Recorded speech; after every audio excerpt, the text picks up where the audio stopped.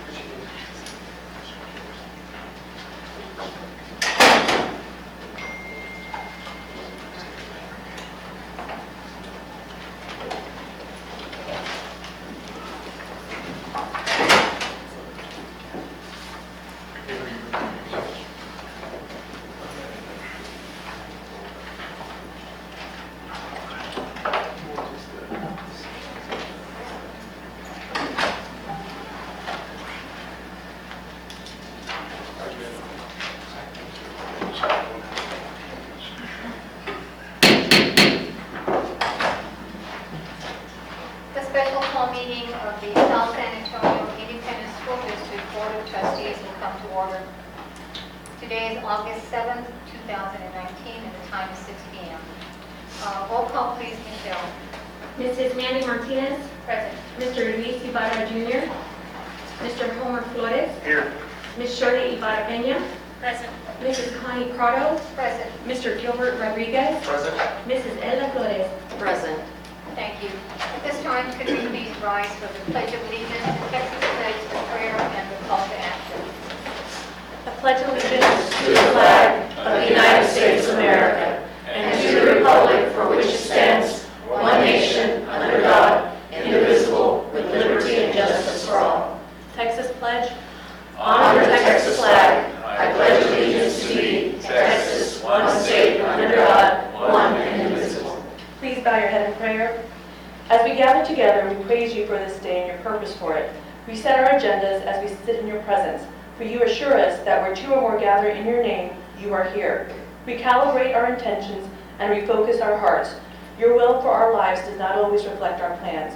Change them to reflect your will. In Jesus' name we pray, amen. Amen. Call to action. All students enjoy successful education experiences, empowering them to make decisions while enriching their lives and the future they create. Thank you. Okay, board members, before we start with our business plan, I'd like to propose a change order today. I'd like to propose that we do the presentation and reports first, followed by the discussion and possible action items, then the budget workshop, and then the closed session, and then the adjournment. Okay, so we'll start with our presentations and reports. Oh, yes, before I begin, thank you for reminding me. Once again, let me read the rules of decorum for our meeting, starting off with the local disruption. The board shall not tolerate disruption.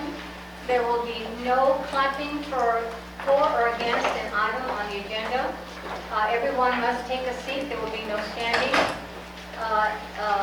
There will be no disruption of the meeting by members of the audience. If after at least one warning from the presiding officer, any person continues to disrupt the meeting by his or her words or actions, the presiding officer may request assistance from law enforcement officials to have the person removed from the meeting. Operating procedures 2.1. During board meetings, board members will not carry on a debate among each other.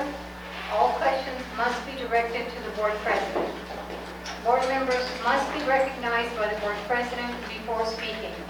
The board president must recognize each board member when a board member raises his or her hand asking for the floor or asked to be recognized.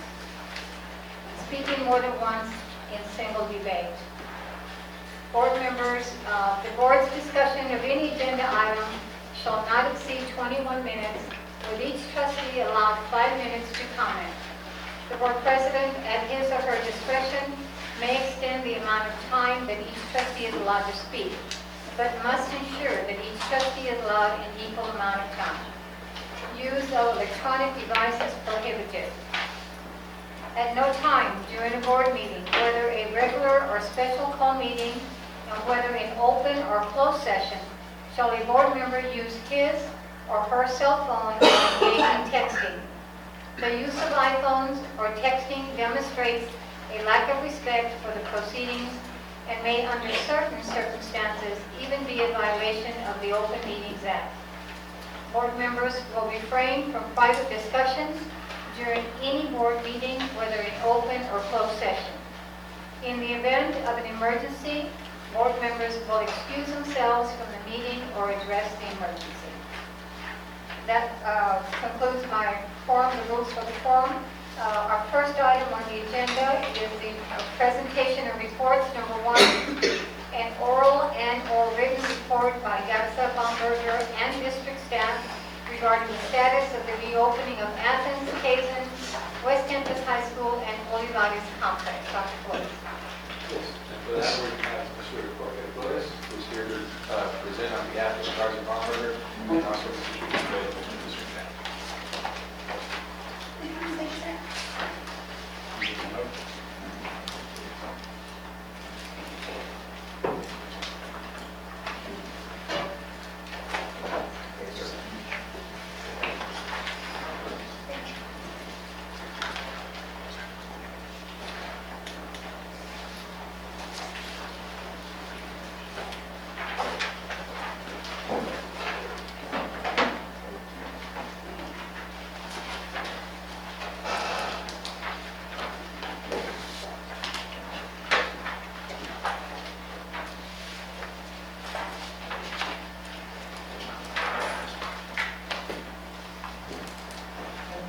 Ms. Prado, Dr. Flores, members of the board, good evening. I want to start this with congratulate your staff, because in the short period of time they have made a lot of progress. We did that with all the documents that were needed to accomplish the reopenings of these campuses. We visited last Monday, and you have all the air conditioning up and running. You have all the electrical devices functioning. You have all your inspections passing, except for a couple items that the inspector is recommending to do. We actually send the recommendation also of how to do those fixes in order to pass the health requirements for opening the kitchens. We have here some of the graphic elements that we took last Monday. So this is Athens, and you can see, even though some of the weather conditions affect the aesthetics of the building, is in good shape. All the trimmings in blue have been painted. The floors were waxed. What you see over there on the right, it was the violation of the code. It was a wood structure inside the vestibule that has been removed. That area is going to be with carpet for the area that is going to be for the waiting chairs. So the carpet, I've been informed that is going to be laid down this week. So this is going to be finished by this week. This is one of the classrooms, the corridor on the left, and the classrooms that you can see also that has been painted and has been, the floor was waxed. In the documents we indicate that one of the walls has to be an accent wall, painted different color. And it's not yet painted, but it will be. This is the library. At the library, you can see that all the floors have been leveled, so it's ready to receive the carpet. Carpet is a very fast task, so there's going to be ready for in this week as well. The back wall has a lot of stuff, so your staff decided to pour out that wall, and you can see the material on the right, and they are actually placing all the structure on the left. So people were working. I'm assuming that it's possible that it's ready today.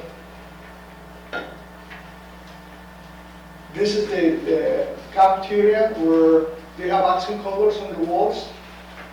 Some graphics painted, like the spoons and the forks, and some tea cups, and it's nice. And here is the extended, which is also in the kitchen for the staff to be working in there. I'm sorry about the pictures. I'm not making a lot of you know, it's better when you see it. Casing it's a little bit more finished than Athens. Still have some details to refinish, the trimmings that they were protected right now, but as you see, all the concrete columns and the concrete beams on the canopy are painted. All the soffits are painted. All the trims around the wall are painted, and also the fire lanes are painted. More, on the right, all the protection of the windows still there because they continue doing some detailing. But again, all the corridors and the classrooms are walks and ready to receive the students. There are some items like wall bases that needs to be placed. This is the library.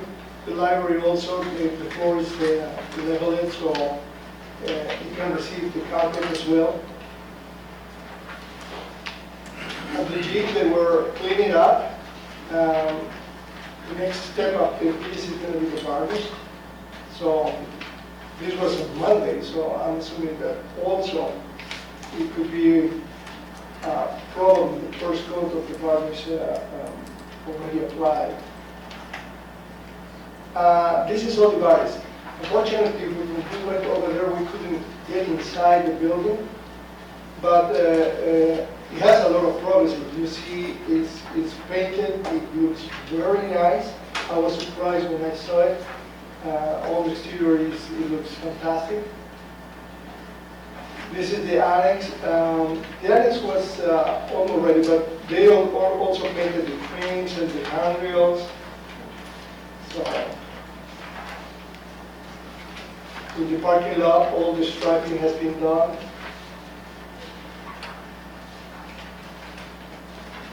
This is some of the pictures that we have from your staff, showing all the floors out walks and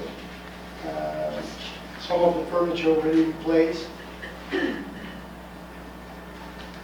Here at West Campus, we took this picture because, as you see in the arched walkway, the sign is already down.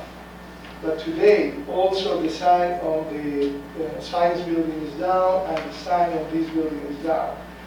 I've been told that the final West Campus signage is already purchased and is going to be installed. So that's what I have right now. I don't know if somebody from your staff would like to give a little bit more details.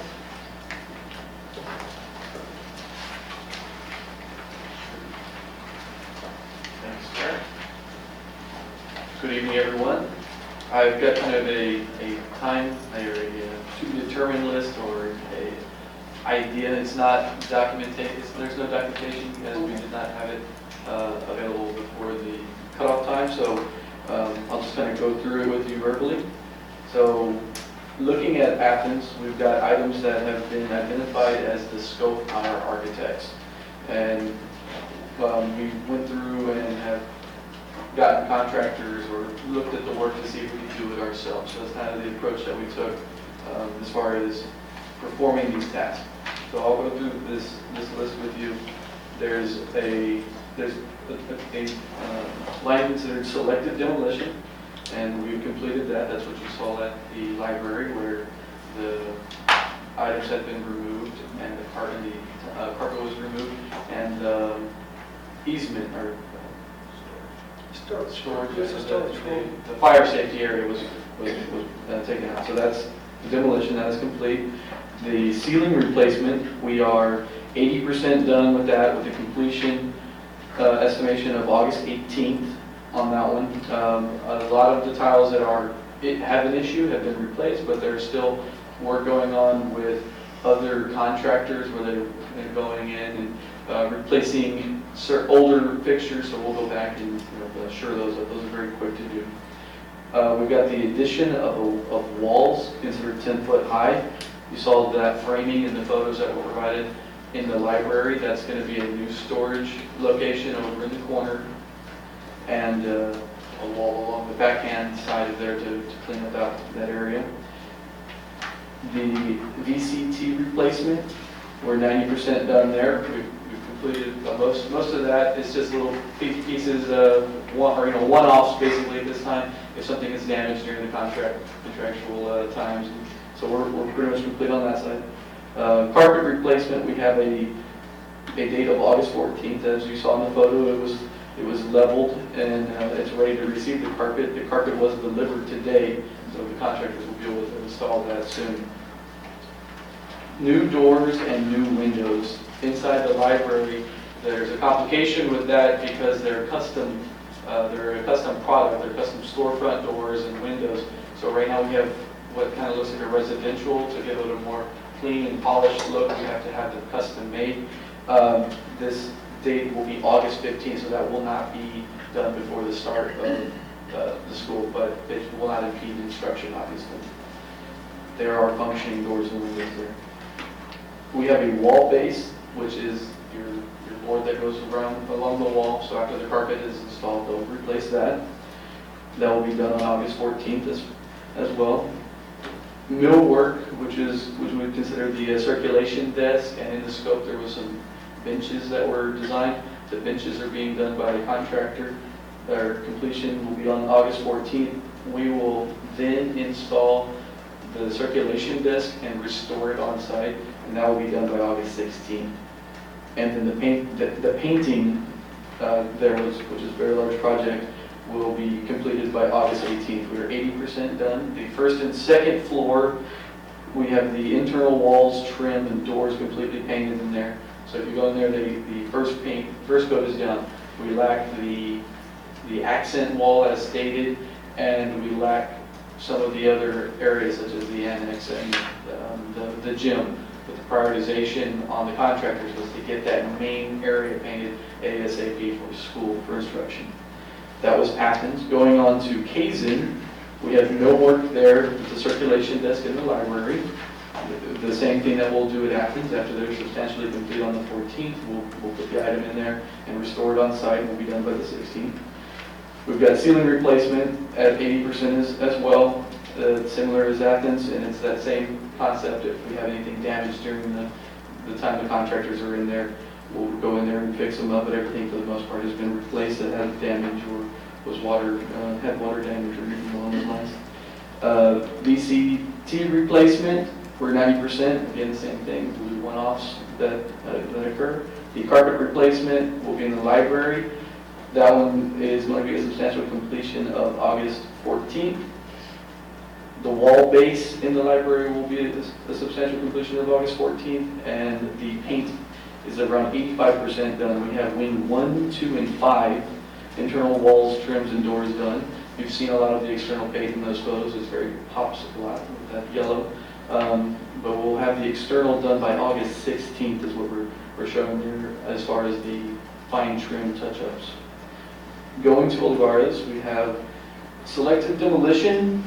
I'm going to just kind of read these all together because they're the same result. Selected demolition, addition of walls, new millwork, new doors, new toilets, new epoxy floor, carpet replacement, and new signage.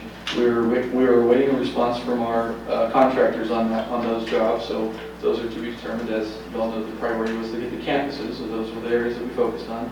And the contractors, whenever they're freed up, they'll provide us a response on that. The ceiling replacement, we're 80% done, the same as we are at the campuses. Something we could do in-house. It wasn't a lot of damage, but we did replace what was there. And then the paint, as you saw some of the photos, it was done on the 26th of July, and at this point we just have to go through and do a final sign-off from the district. Going to the annex there, where we'll be housing students at the DAP Center, we've got a new storefront door that will be in that hallway. It's a custom door, so the same problem we had at Athens we'll have there. It will be, I'm getting a date of October or November before we get that in because it's a custom storefront. That's storefront is just for convenience, it's not in a need. Won't impact our educational, anything along those lines. So it will not be there before the start of school, but like you're saying, we don't necessarily have to have it as far as getting kids instructed. The wall base, the ceiling tile replacement, and the fire systems will all be done by August 16th. We did have issues there with the fire systems that we didn't have at the other campuses, so that is going to be corrected.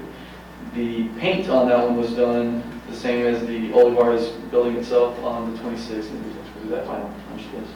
Going to West Campus, a lot of August 14th and 18th is coming at you real quick. So we got demo of the millwork, that's be August 14th. We got demo of the doors, to be August 14th. New walls and new doors, I've got August 18th. New exit lights, August 18th. The paint, August 18th. Wall base, August 18th. And new signage, they gave us a date of August 31st, but we will have some of the signage that was originally scoped. So the one that had the arched administration building that's been taken down already, you saw in the photo, we'll have that one by the start of school. But the other ones that we added in that last workshop that we talked about this, we had to purchase those, so they're going to be a little later. The science building itself, we've got demoing the existing sign completed by August 14th, today. Ceiling tile replacement by August 18th, paint by the 14th, and then a new sidewalk for external access on that western side over there by August 16th. And that pretty much wraps up our expectations on timing. We have a lot of work to do, so it's been exciting. Any questions that I could hopefully answer for you guys? Okay, board members, you've heard the presentation from Jorge and from Mr. Shulman. And if there's questions, if you'll raise your hand, we'll take them one at a time. Remember, we limit to 5 minutes the first round and then 5 minutes the second. So anybody have questions to begin? I do. I can go first. Mr. Rodriguez. Some of them actually he answered. All on the work that's going on at Athens, is that gonna, the work that you described that's pending, is that, I know that school won't be in session yet, but is that gonna impede the teachers from moving in, moving out, getting settled in? It's very complicated for them. They're stepping on each other's toes, right? I mean, the teachers wanted to get in day one, and we wanted to get them in day one, but it's a compromise we had to make. We prioritize, so within the prioritization of having that main building done, we prioritize classrooms first. So obviously, the pathways that you walk there in the classrooms are more important than the offices. So a lot of those spaces are open and available for them to go in and utilize, and there are teachers already in those environments, but there will be some contractors coming back to do things while they're also in the classroom. So it's kind of overlaps itself. As long as, I guess my primary concern is that a safety issue, right? Make sure that our teachers and or the contractors that are working there don't put themselves in a safety concern there. But we agree. Yes, sir. And then the demo that concerned the coding violation, how long, is that a new code, or is that just something that's been a violation and we discovered it, and what was that? I think we discovered that whenever the architects came in and did a evaluation of the building, and they noticed that was a project that was likely done in-house, not something that was spec'd out by architects. I also wrote down here, Mrs. Schumann, or Dr. Flores, if Mr. Schumann can, or if you can provide that timeline that you just read off. To provide the... Yes, sir. Yeah, that should be fine. Sir, can you provide that? Yeah. I got my notes. Teachers, nothing on K's. And so my West Campus questions, some of them were answered on the Q&A that I submitted, and I appreciate that. Just a couple follow-up questions on those.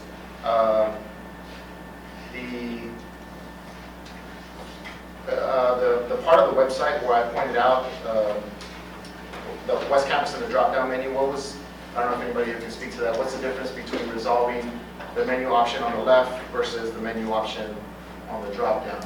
On that, Ms. Otis was the one that takes the lead. Oh, that's So- okay. I popped out behind this. So the one on the web page for the registration that actually has the links to the times and all, Right. those are just static, like other sheets of paper.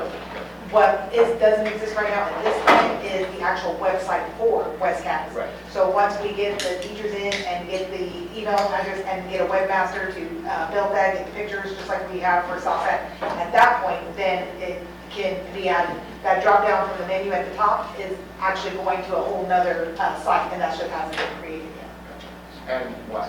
May I ask why? I don't know the answer for that, except for that, all I can think of is that right now we've been dealing with the registration and the other things that, and the marketing part, that it just hasn't been created at this point. I don't even have a teacher list for me yet to start playing with it. And so we've been doing all the scheduling and all, and so it is something that can be done once I get all the pieces in place. And the reason I'm speaking to this is because the marketing presentation is drive everybody to the website, drive everybody to Yes. the website. So if we Yes. have missing or incomplete information on the website, then that leads to the messages and the calls and the emails from community members asking, where do I go, what do I do? I For understand. for For the West Campus back one, registration. or the drop down, or the one on the registration? Well, it was both initially. Oh, okay, okay, Yeah, it was both okay. initially, right. So then here it says that there was a notation that the administrators would be made aware to let the people coming in for register where to go, what to do. So would it make sense until we can get that resolved, since it's a static page, can we put that, would it be possible to put that information on that landing page to say, hey, you're gonna go and click here, West Campus is not available, but here's what you do, here's where you go, see these people when you walk in, versus waiting for them to show up. I mean, if we're driving people to the website, that way they see that on there. No, definitely, I can work on some different ways, actually. Right. Well, which aesthetically. And they're all really pretty, but. Yes, but yes, Totally definitely. understand. I've already tried to update it a little bit, piecemeal here or there, but nothing full blown like that, but I can work on that. Right, okay. I appreciate that. Oh, Just no again, problem. if we're driving people to Yes, the website, no, we want it to be accurate and have all the information available. And then I also asked about the social media accounts, and the response was that the campus administration decides the launch date. So have they made a decision on that? I mean, school starts here in a few weeks, and we've kind of known about this for a while now. I mean, social media drives a lot of stuff, and you'd be surprised how many people are looking on Twitter and Instagram and Facebook for the school sites to get information, and for these schools, they don't exist. I think Athens has a Twitter account, but the other schools don't. So, Well, I mean, campus administrators are working and they do Right. prioritize their needs, and so staffing, getting Yes, sir. everything ready. So it is on their list to do. And so, and we do allow them that kind of flexibility in campus administration. But we definitely follow up on those pieces because obviously the more you get established. right, the more avenues of information. Rodriguez, I think your 5 minutes Okay. are up, Uh-oh. so you'll get a second chance Yes, in the second round. Thank you. Okay. Thank you, Ms. Anyone else have questions? Mr. Flores? A couple of questions. One is, I noticed, this is for architect, okay. I noticed that the gym at Kazan is half black. Is that going to be totally painted on the gym? Yeah, On the outside, the exterior? for the exterior. I saw the exterior like half black, like it was painted black. 'Cause I see the like yellow like the pictures, but then today I saw the outside of the gym half black. You mean the building itself? The brick itself is painted. Is that whole outside getting painted, or just that portion? No, Mr. Schuman? but Are we paying any for? No, I thought we're paying. I saw it all black now, maybe I didn't see it before. but Was it stood the out to photo me as a- itself, or was it you personally see it? No, because I drive by it. Oh, you every drove, day. okay. So I saw it. It's, half of it is that portion on the exterior in the back. So I know that they were painting some accents in black, like, it's just little portions and the 3 inches of the bottom of the jeans. Yeah, I saw that the trim on the outside in yellow, but I'm talking about the gym, the big building. Half of it is black from where I was driving, east. And so I was like, wow, are they gonna paint the whole thing? 'Cause, I was like, well, what are they doing for Athens if they're gonna do something eye-catching like that? 'Cause it was I don't really think we call it the documents for painting the whole building outside. Okay, well, I noticed it, maybe, it's just that part, maybe, I just thought I'd ask. Only because I'm, concerned about the other schools not getting the same excitement. I mean, for me, it was like, wow, okay, black and yellow, that's Hazen's colors, that's exciting. So I just wanted to ask that question. Next was vandalism. Mr. Schuman, has there been any incidents since we put the extra? Not since we addressed any of the issues that initially we contended, right? We were dealing with the issues of the lighting and then folks breaking in. We would fix the place, wax it, get it ready, and then folks would be breaking in. Ever since we've stepped up and taken a different approach to strategies, increased police presence, and every security measure we've taken, we haven't had anything reported since. Now, that changed tomorrow, changed tonight, but we usually rely on the police department to give us an update if there's any issues that are running. I'll let somebody else go. Madam President, on my other Okay, question. we have 3 more minutes. Oh, I do. Okay. Anyone else have questions on the presentations here? No? agreeing with the second, you're going to come out. Second, Yes. so Yes. this was my first time in A that lot. sector. Yes, exactly. I had the privilege of being at Athens this weekend when they had the meet and greet, which was very nice. It brought the community together. I was pleased to see Ms. Sendejo there with her children. It was very well received. The kids played all kinds of games. They had hot dogs and treats, and it was really, really a nice event to bring the community together. Everyone's excited for registration. There was some confusion on the registration. They didn't know the date or where. So luckily, Mr. Carranza's staff is very efficient. They had come up, I guess, with their own flyer of the Athens Cowboy with the whole every day of registration and the hours and the dates. It was very well done, and they were handing them out to the parents. So they're doing an excellent job. I do have big concerns. I had the privilege of walking through that campus, and I'm glad that you mentioned about the painting. My vision of Athens painted was to come in there and see walls in color, and I think you all just mentioned that it's coming, it's just not done yet. I'm glad to hear that, because I was really unhappy when I walked those hallways and all I could see was beige walls and dark brown trim. And I thought, where's the color? How inviting is that for a child? So that was my first disappointment. And then I walked in the classrooms, and all I saw in there were old, beat-up furniture.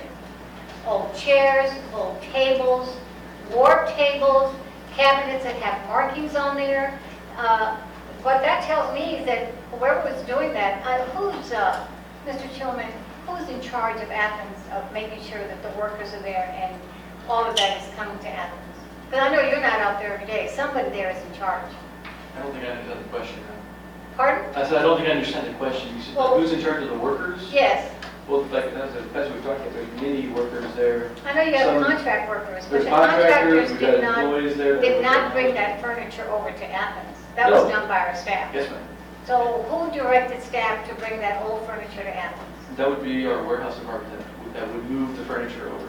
Okay, If but that's what you're who referring to. directed them to move that old furniture to Athens? I don't know, I'll have to look into that. Well, I'd like to know. So I'd like to know Yes. before the end of this meeting, please, Mr. Shulman. I could take a break, though, if you'd like. We can take a 10-minute break, you go do your research, and come back and give me who directed that old furniture at Athens. That is disturbing. That is horrible.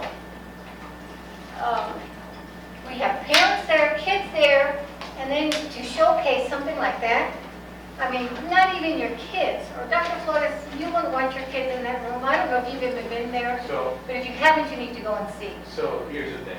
I know that when we discussed originally the budget for Athens, we recommended to bring new furniture. And we were denied that by the board. So this is why we try to maximize any furniture that we have in our warehouses to fill the classrooms as much as we can with the existing furniture. This was extensively discussed when we were trying to develop the budget for it. So this is what we have in our warehouse right now that we could use because the other campuses are still using the furniture. So we're trying to make do and work with the parameters that were set. Regardless whether it was the director of maintenance or Mr. Schuman or anybody else, all that has been said is let's use the furniture that we have in warehouse to fill those classrooms up, which was not originally recommended. And so we're just trying to meet the request of the board. Well, but I think also the request was, first of all, I think the board in their plan originally allocated money for furniture. Unless someone tells me I'm wrong, but I think there was money allocated for furniture.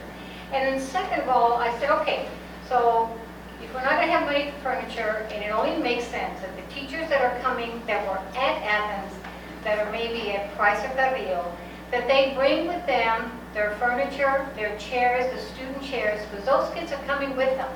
And that is furniture that was at Athens. When they closed Athens, no one hesitated to say, you take everything with you to the campus you're going to. And they took all their furniture with them. Right. They knew what was there and they took it, and that's what they're using. Right. So just like it left Price, or it left Athens to go to Price or Carrillo, Right. that furniture should come back to Athens. Right. Those teachers take good care of their furniture. We wouldn't have this situation. Those kids would have their own furniture there. Right. And so I was told, because there was a lot of people there was teachers there and staff, that they were given a directive that they were not supposed to move anything from Price to bring to Athens. So I want to know who told them they couldn't move anything, not even their computers, their boards, nothing. Right. So I want to know why and who gave that directive. Well, ma'am, so if you look at it like this, so when a campus closes down, the furniture, then typically what happens is that other campuses go and take the furniture that's there because there's old furniture that are in our currently existing campuses. So they replace it, take the better furniture that was left at Athens or Kaizen when it was shut down, they replace it with the furniture that was old and unusable, and that furniture was disposed of. So there's nothing else to replace back. And when you're talking back about the students go back and the chairs go back and the desk goes back, you still need a classroom set. It's not like if you have 15 kids, you only have 15 chairs. You go by classroom sets. Right. So this is exactly what we've been having to contend with, that you still need that furniture where it's at Price right now because there's nothing else to replace it at Price. There's still No, I things think that, the Athens furniture that's there now can go to Price and you bring their teacher-owned furniture to Athens where it belongs. okay, and so I mean, then, the furniture is not acceptable and it's not, those children deserve better by all than means, that. I'm going to. Absolutely. Yes, ma'am. But you know, we are spending, I looked at the encumbrances because I wanted to see, well, maybe there's furniture ordering is coming. So I went through all the expenditures and the encumbrances to see what is there. There is, dated July 23rd, classroom furniture, Athens, Kaizen, 199E11, $43,622. What is that? I don't know the detail, now I have to look into it. Well, I want to find out, and I want to find out before this meeting is over. What is that furniture, what is it going to be used for? Is it for the students? Because they are our priority. They should not be left without good furniture. And then I kept on looking, I said, okay, well, we're going to order library media for Athens, that's good. We're paying $346,000 for paint, and I guess it's needed, you know, we have to make it look nice, and I understand it. There's also some furniture, custom furniture mobilization that will begin, should have begun in July 29th for Olivares. What furniture is that? Again, the individual details I'll have to look into, ma'am. Okay, I'd like to know before the meeting ends, please. Because obviously, the Olivares, it must be central office. So is central office getting new furniture? Well, Olivares is also where we have the DAEP. I'm sorry? I said Olivares is also where we have the DAEP. Absolutely, but I But mean, I it mean, doesn't say DAEP. I don't have the detail, I have to look into it. It Okay. could be a descriptor issue. It could be, it could be. So then I go on, and then there's another one, more classroom furniture, and that's for Kaizen, for building 200 and building 500. And then there's also, for Kaizen, more furniture, mobilization. So we thought of furniture for Kaizen, but we didn't think of furniture for the elementary. How does that make sense? And then I continue, and under encumbrances, it says, structure and content cleaning, $101,538. So that is the cleaning that's been done at Kaizen and at Athens. That's for annually bonus? I do know about the structural cleaning, yes. The structural cleaning was the thing that we talked about as far as when we had mold in the campuses, Right. where they didn't have air conditioning, and the mold that existed in Kaizen. We had to come in and actually structurally clean them for the company, and then they were retested so that the environment would be safe again. Yes, ma'am. Okay. So, but that's all, everything is paint, interior, and I understand we have library, but it's just disturbing to me, and it blows my mind. You know, do we forget that we're here for the kids? If it wasn't for the kids, we wouldn't have jobs. We wouldn't be here. And we should try and give our kids the best. You know, not old, I mean, you all, Dr. Flores, if you have not seen that furniture, you need to go walk Athens Yes, and ma'am. see that furniture. I would recommend it. I am aware of the You need to situation. see, it's, you see warped tables, and then in a pre-K wing, Right. they don't have tables, they have desks for babies. That is ridiculous. So something's got to be done. You know, I don't know what furniture, if the administration is moving to Olivares, then there should not be any furniture ordered. They can take whatever's here and move it with them to Olivares. And these chairs and tables that are at Athens, that were at Athens, that are at Price and Carrillo, they should be placed back. And so I don't see a problem with that. I know you're saying, well, they're going to need them, but they're getting less kids, so how are they going to need them? So we're still looking at the registration numbers. We need to see what the enrollment's going to look like per campus.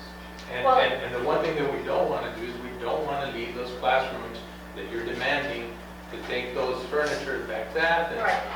We're not going to leave those kids also without any furniture. What do you want us to do there?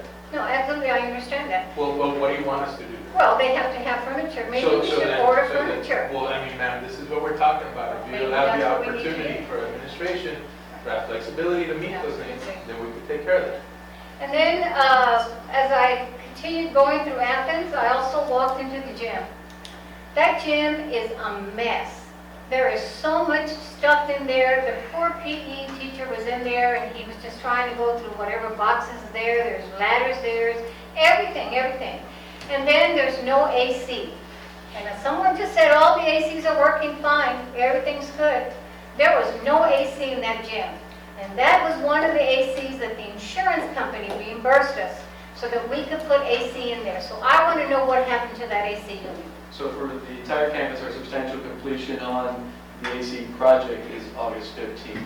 The prioritization was the main building. So the contractors focused on having the main building completed first. The staging location for the equipment that came in is the gym. Yes, it's filthy right now, it's dirty, it has to be cleaned up, but it will be completed by August 15th. Okay, my 5 minutes are up, so I'm going to let everyone take a second round. Okay, who wants to go next for their second 5 minutes? Anybody else here? Okay, I'll take my second. Mr. Rodriguez.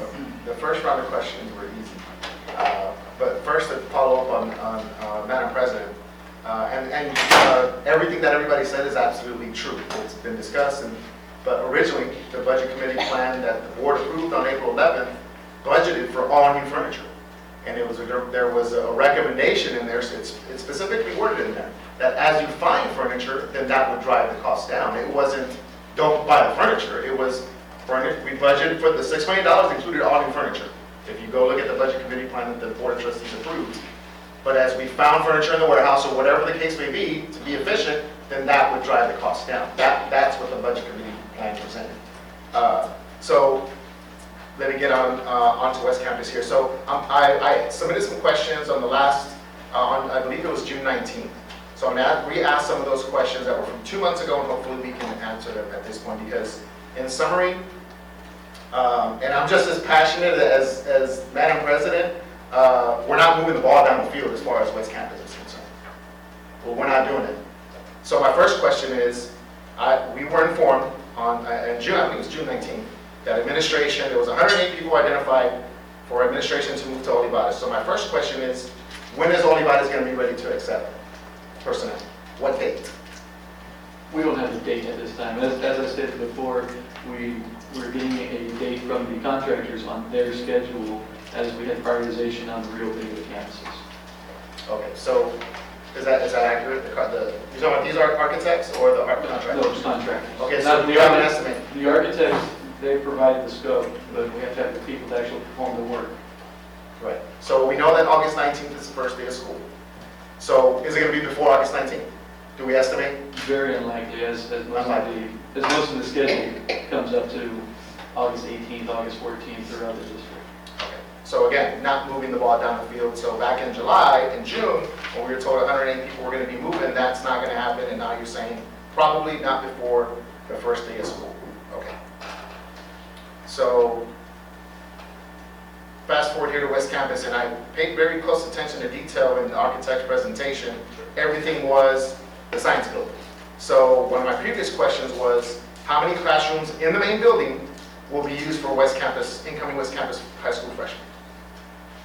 At this time, we've identified 4 classrooms that will have 4 classes here in West Campus, which at this time also satisfies the schedule that is being set here. So we should have, in I guess the lack of better words, majority of the classes will be inside this building.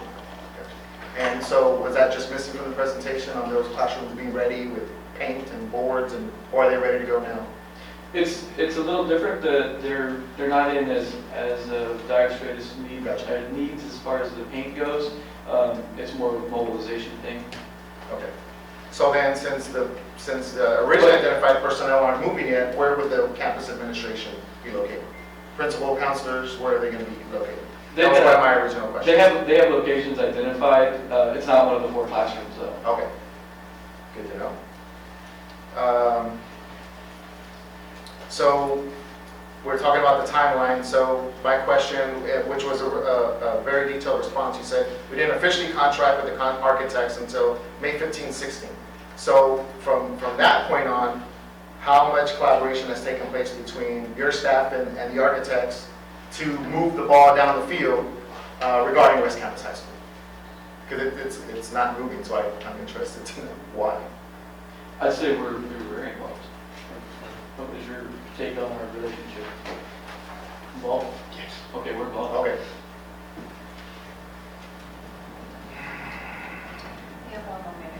Okay. We talked about the signage. That was one of my questions. The last thing was, I received, being that I'm a parent, I did receive the communication about orientation and all that good stuff. Why are we having the orientation here for freshmen? Why does it have to be at South San? And before you answer that question, since I gave the football analogy, Dr. Flores, I think, and I'll end with this, Madam President, when the board trustees was addressing the safety concern with the turf, right, which was resolved, it was really important. Madam President asked if the athletic directors could be called up to ask some questions, and Dr. Flores' response was, well, if you call them up and ask them, they're going to want new turf every single year. So as a parent, as a West Campus High School alumni, remove myself from here entirely. Is it fair to use the same analogy that if we assign the principal from South Santa High School to oversee the implementation of West Campus High School, isn't there going to be, based on your analogy, some tendency there to say, we want to keep our babies here. I really don't want to, I hope the answer is no, right? Because we don't even, if it's up to the campus principal to launch these social media accounts, there's nothing. Had I not submitted these questions and Ms. Orozco addressed those minor things on the website, they still would be there. There is absolutely no communication, no advertisement, no information, no push, no initiative, right, to make this successful as we possibly can, from my perspective. It's not there. So I would tend to think that using that analogy, that's exactly how I feel. So why didn't we get a West Campus High School principal assigned specifically to West Campus to oversee it and get the ball down the field? We're not doing it. Let me put it, it's just that it's still technically a satellite campus for South San High School. It is not its own standalone campus. Until it gets its own unique number, until it is an official standalone campus, it's in many ways a satellite campus. So Dr. Hernandez is working the program to expand and to get the main goal, the main deal is to get classes going here and to get the doors open here and for them to, and for the community to understand that you can have kids here, but for realistic purposes, it's still technically South San High School. When the kids from West Campus want to play football, they're going to be wearing Bobcat jerseys. They're not wearing it. So it's just important to understand that in its initial phase, it's a transition process that's going to happen before it can officially break off into its own standalone. So it comes back to what are the expectations for these campuses to open 3 campuses in less than 5 months. It's not going to be perfect, guys. It's a rough process. There's going to be things that are going to be dropped. We're trying to move as fast as we can, and everybody is putting their best effort. And if that's not enough, my apologies, but I can tell you that the staff is fully committed to trying to realize the vision. It's just a matter of understanding that it's not going to be a perfect vision. This is not a full-service high school. It's going to take a lot more money, investment, time, effort for it to fully be probably wearing a red flag with the Cougars on top. If that's where you folks want to go, great. You can't have it this first year because it's a process that's going to have to take root. It's not because Dr. Hernandez is not trying to make West Campus successful, sir. I can rest assured. So then why do I have parents calling me and telling me that they're coming to registration and they're being told that if they want to play football, and you're right, and I believe I presented a recommendation for that, Right. and talking with the staff at, which they're allowed to do. Right. Hey, if we identify them now, we can set up schedule, et cetera, et cetera. So we talked about that. So why are parents telling me that I'm going over there and I'm telling them that I want to go here, but my son wants to play football? Okay, well, no, you got to go to South Center. We're not articulating the accommodations where you can come to West Campus, Right. and then we'll bus you over for your, we're not telling them that. Well, that's, how many parents have approached you on that, as opposed to how many? I don't know, I've been indoors I got you. lately. If this is just like a singular observation, a message that was relayed by one of the staff from the high school, I mean, again, this is a process where everybody's trying to understand what is and what isn't. And so I can always follow up with Dr. Hernandez Please. about where we are with the messaging on that. We're 2 days into registration. There's still a lot of things a lot of aspects of the process that are going to be settled over the next month and a half or so. But I mean, like I said, it's one of those things that's we're working on. I understand. But it's not for an intent of us trying to not make the campus a successful one. Mr. Rodriguez, your time Thank is you. up. Thank you, Dr. The next, I'm going to give him the second round. Mr. Flores, I think you're next. A couple of things. Two meetings ago, when it was a regular board meeting, Dr. Flores, I asked Mr. Schuman for a report on where everything went. All the items that were gutted out of Athens and out of Kazan, I asked where it went, or the reports of your auctions, or how they were tracked and where they went. I would really appreciate if you can give me that, because I did ask for it. Yes, sir. And have yet been given that, or to the entire board. Right. Because I think what Madam President was trying to get at is who's in charge of putting everything where it's supposed to go and track everything where it's supposed to go. Who's in charge of that? Just for clarification. Who's the boss? Who's the boss of the person that was in charge of where everything goes and where everything's supposed to be to make it accountable? Who's in charge of that? And we've talked about that at the budget. No, I need to give me a name. Who is in charge?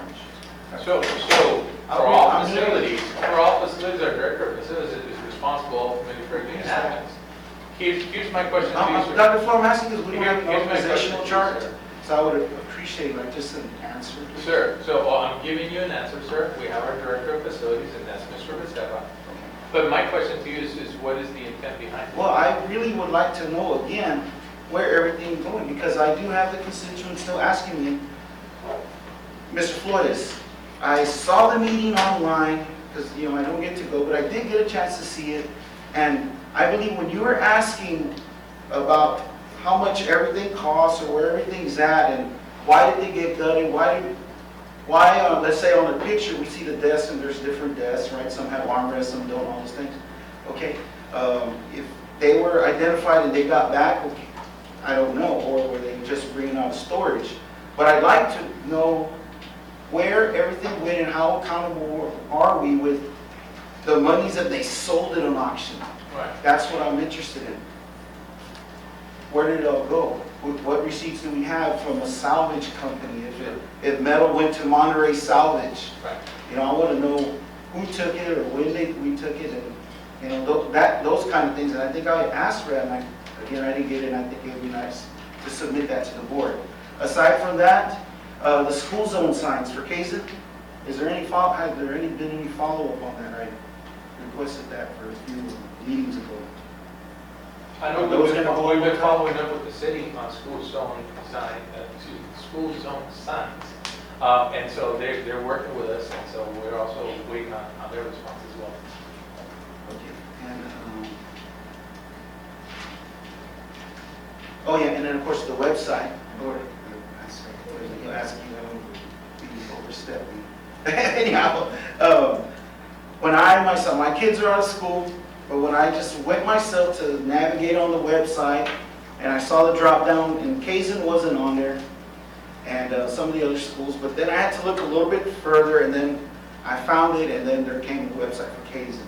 I just am concerned with how hard it is for regular Joe and Jane to get on there and say, man, I can't find it because it's just not popping out. Actually, that was a glitch in the system. As soon as I found out, we were moving to a new student information system this year, Skyward, which is, and so as soon as I found out, as soon as I got here in the morning, luckily they're an hour behind us. I was on the phone, I was like, this is emergency, we need this fixed. They fixed it within that same day. So every day, it was difficult because there was a glitch. And so once they fixed it, we closed down the tile that had the mess up.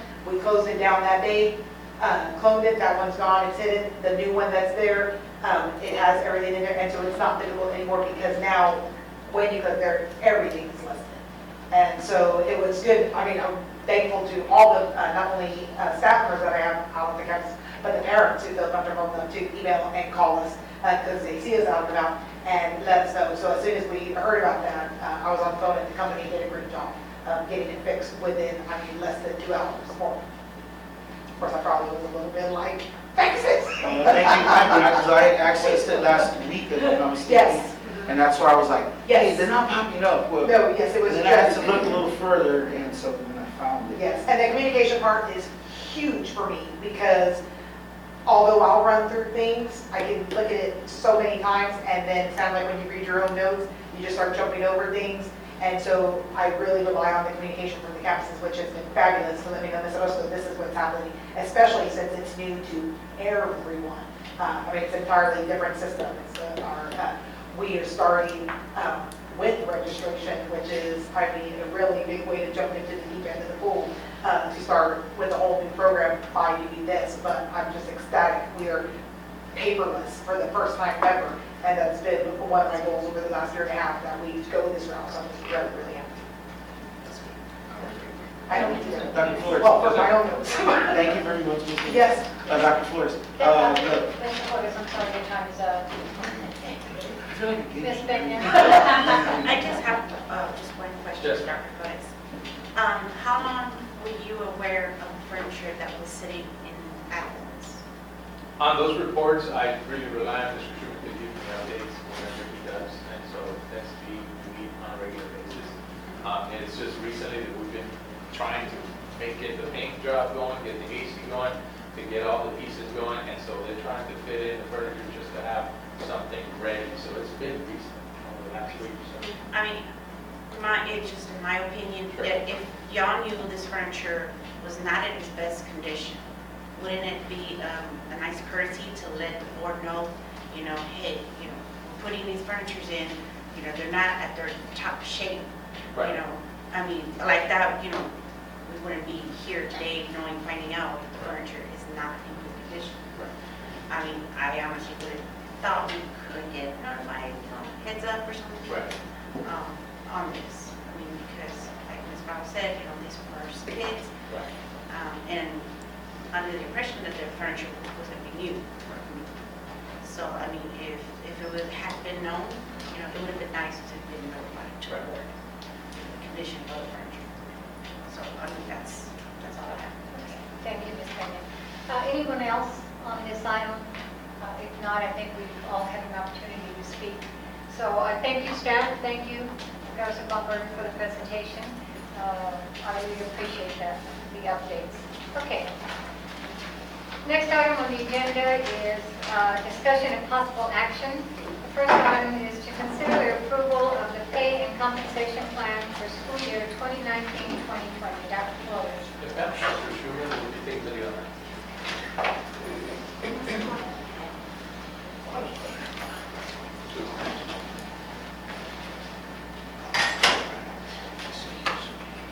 Consider approval of compensation. All right, what would you want? So when we look at this, this is the plans that we have provided you at the last budget workshop number 3. Plan A, B, Z, D, and then E is based off of the new recommendation from the board as far as trying to consolidate as much of the hospital 3 requirements as possible. So if you would like, we can jump to page, the comp plan that you see that's on your first documentation is the comp plan that I had on me that night that was not uploaded because it was changed after the deadline. And then at the end of this page, or at the end of it, what page is the detailed explanation of the changes. So it gives you those line by lines that I read out to you last time. So it's available for your review. Going into the plans themselves and their impact. When we look at Model A is a 5% and a 6% raise to teachers. So it's 5% to teachers that are under 5 and a 6% to teachers over 5. And then administrative professionals have a 3%, and then all others are 6. The total cost of that plan is $3.1 million. Moving on to to Model B. I didn't hear that, 3.1? Yes, ma'am, 3.1. 3.189? 3.1. And whenever we go into the budget workshop itself, there's actually a breakdown for simplicity for you. So it gives you the detail there as well to show you the impact of each of those plans. Model B is we keep that same 5 and 6% raise for the teachers, and it just changes the administrative to 4 and then the all others to 5. Model C does the same concept of the 5, 6, and then it's just a 5, 5 for administrators and all others. Where it gets a little more complex and difficult to explain, which luckily we had Tasby here last time, is Model E, where it is a 7% increase for teachers, and it would be a 7% increase for the AP scale, and a 3% increase for administrators, and a 7.5% increase for technology and non-exempt. This plan came out to $5.6 million, and then within that plan there was adjustments that were made to level out the pay. So if you remember last time, if we're going to take a custodian up to a certain capped amount, then we want a dispersion for the next tier job. They don't want them making the exact same wage. So TASB had made some adjustments there. And then what is new to you today is Model E. So on page 66, Model E, we have a 4.7% increase to under 5-year teachers and a 5.7% increase to over 5-year teachers. That comes out to $2,600 for the years 0 through 4, and then it comes out to $3,200 for those over 5. That's a $3,200 salary increase. Also within this plan, there's a 2% increase to your administrative professionals. There is the exclusion of your pay grade 8 and 9. And then technology and the non-exempt have a 5% on this model.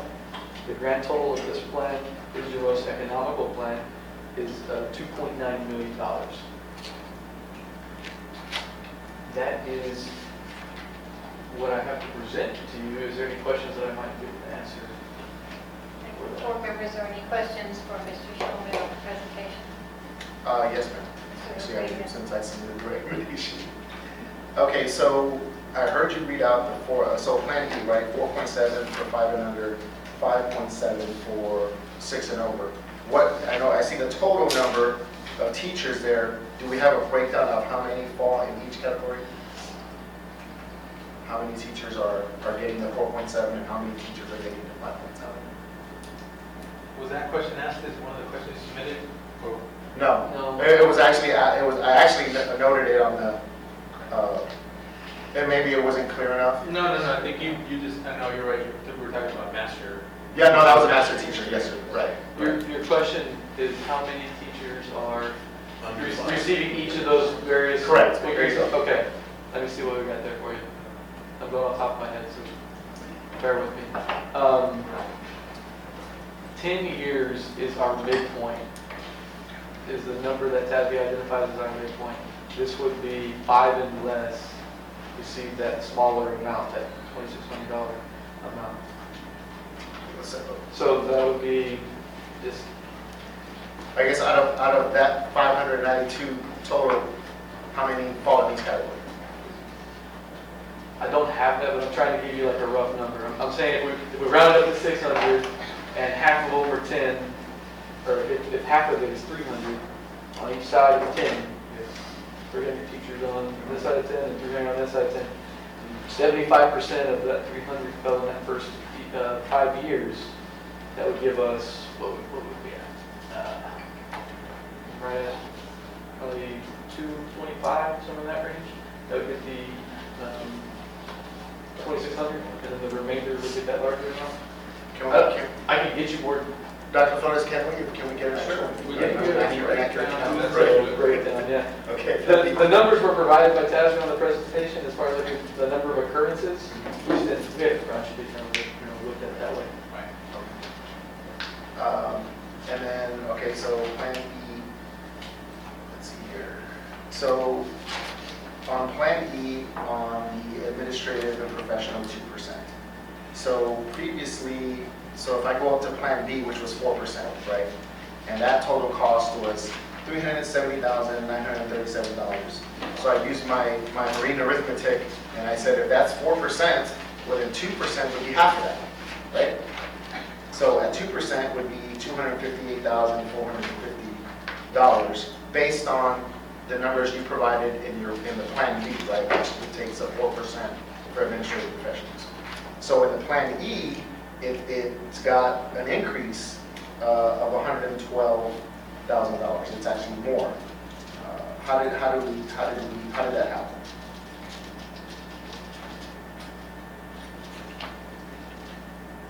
I'm trying to track where you're going here. We're up at 67, right? Right, so administrative And and you got professional, page I'm looking at Plan E. I'm looking at Plan E.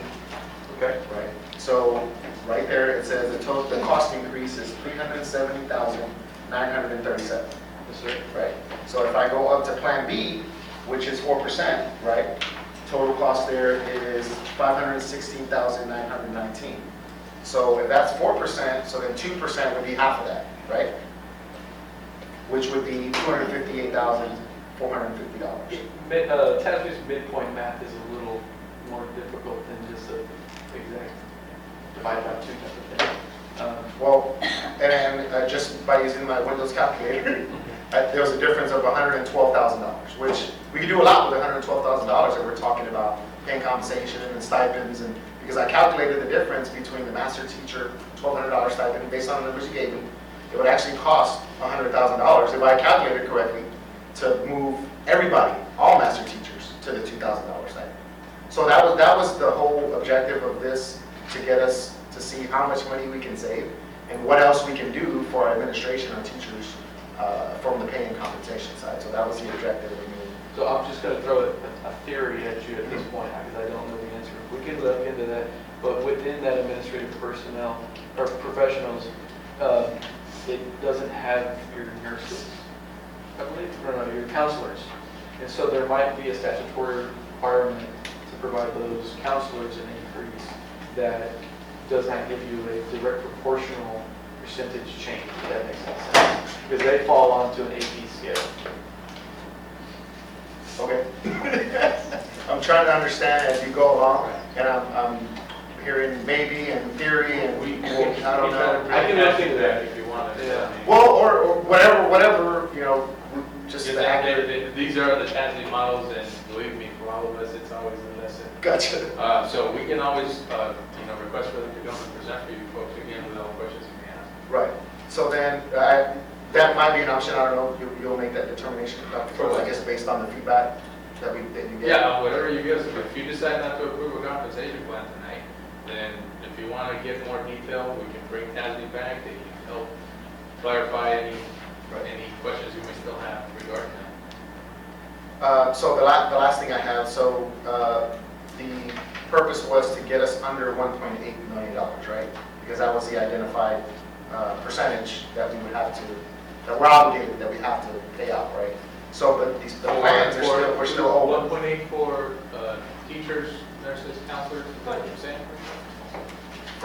Yeah, based on the percentage that you guys presented us in budget workshop number 2, the directive was see what it looks like to get us, because we were over, we were at 3.1, right? And the max was 1.8. So the directive was bring us back, crunch the numbers, and get us under 1.8, right? What But we had is the requirement for the spend on the teachers, librarians, nurses, and That's counselors? the other 30%. Of the 30% total allotment, the total 30% allotment is like 2.4. 2.4, yeah. It's 2.4 because you got to add in. You gotta add in. Plus- We got 1.8. Yeah. We got 8 million, and then the 8 million. Time out, Mr. Shaw. Yes, ma'am. Sorry. You'll have to wait for your answer. Okay, Time is up. sorry. You'll have to wait to respond. Okay. Anyone else have questions on the pay and compensation plan? Yes, Ms. Pena.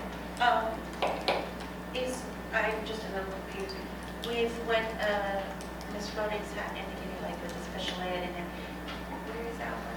I've got that information on my notes. I don't have it, I didn't have it in the presentation, I didn't make the deadline on that, but I do have it available.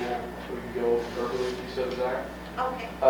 So we're looking at the And salary. we can upload these into the board. Yes, if y'all are okay with that, we can definitely upload it, no problem. Is there a reason why it wasn't uploaded? We just got the info from Tassie today, Okay. yes, ma'am. And we were kind of waiting on them, so. If we look at the substitutes, right now in South San, we've got non-degreed at 75, degreed at 90, degreed certified at 100, and long-term degreed is 105, long-term degreed certified is 110. All of this information is self-reported, so somebody could have made a typo and things like that from the sending districts. Our market median, we are above in every single one of those categories except your degree certified. So we're at 107% at non-degree, 118% at degree, 111% at degree certified, 116% at degree, and just under 100 with 98% on degree certified. The amounts on that, because we have such a small reporting size, are small. They're $5 first, 10, 15, 15, but that adds up as days roll out. So when we look at ourselves compared to the group, we've got Edgewood, Fort Sam, Harlandale, Northeast, San Antonio, Somerset, and Southside that is being shown as the comparison group. I can go through each of these if you'd like me to, but it would be each of the districts 5 times. No, I think so. I think so. For clarification, But we can provide this as far as getting you the info for it. may I ask a question? What was the question? The question was to get a survey on the market value or the market for our substitutes. Where do we fall in the market of our substitute pay? Because it was expressed that we want to be above the market. And this report reflects that in general you are above the market as per what was reported to TASB, they reported to us.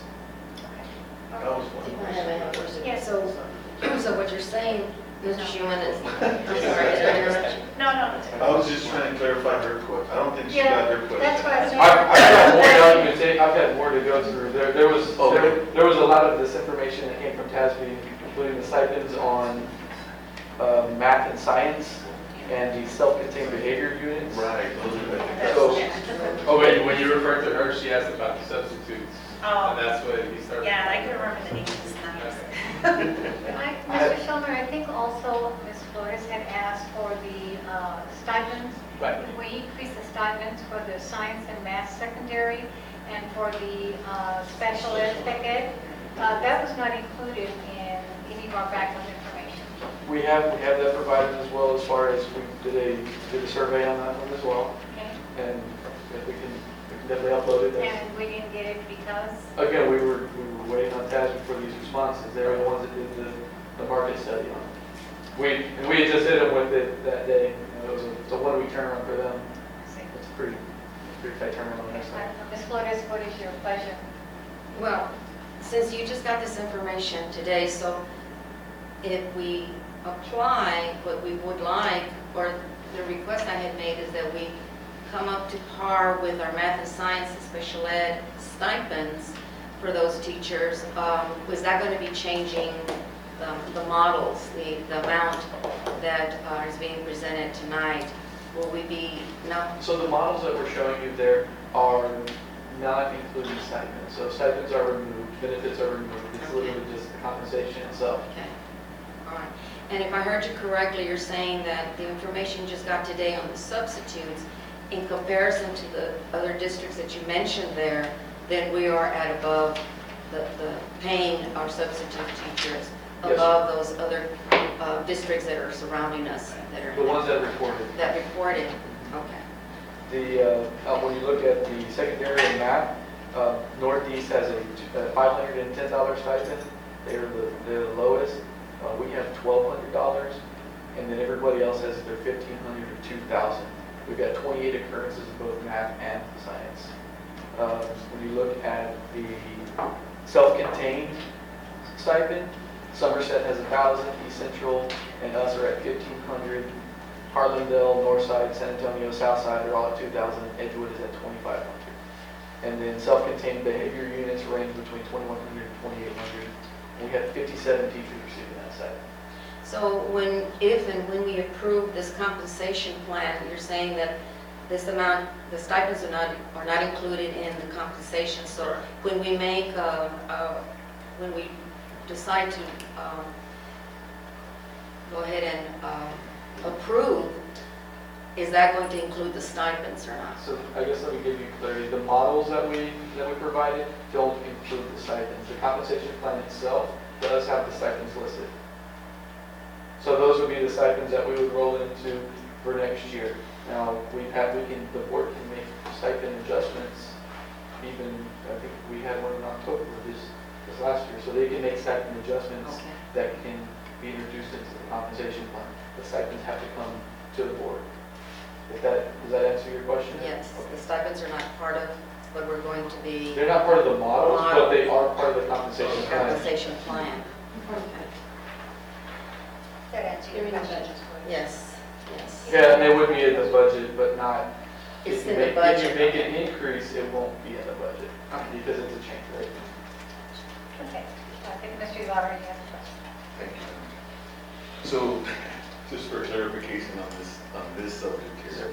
So if we make a decision as a board to increase the amount of stipends we give to those specific categories, that would be done under the compensation plan as a whole.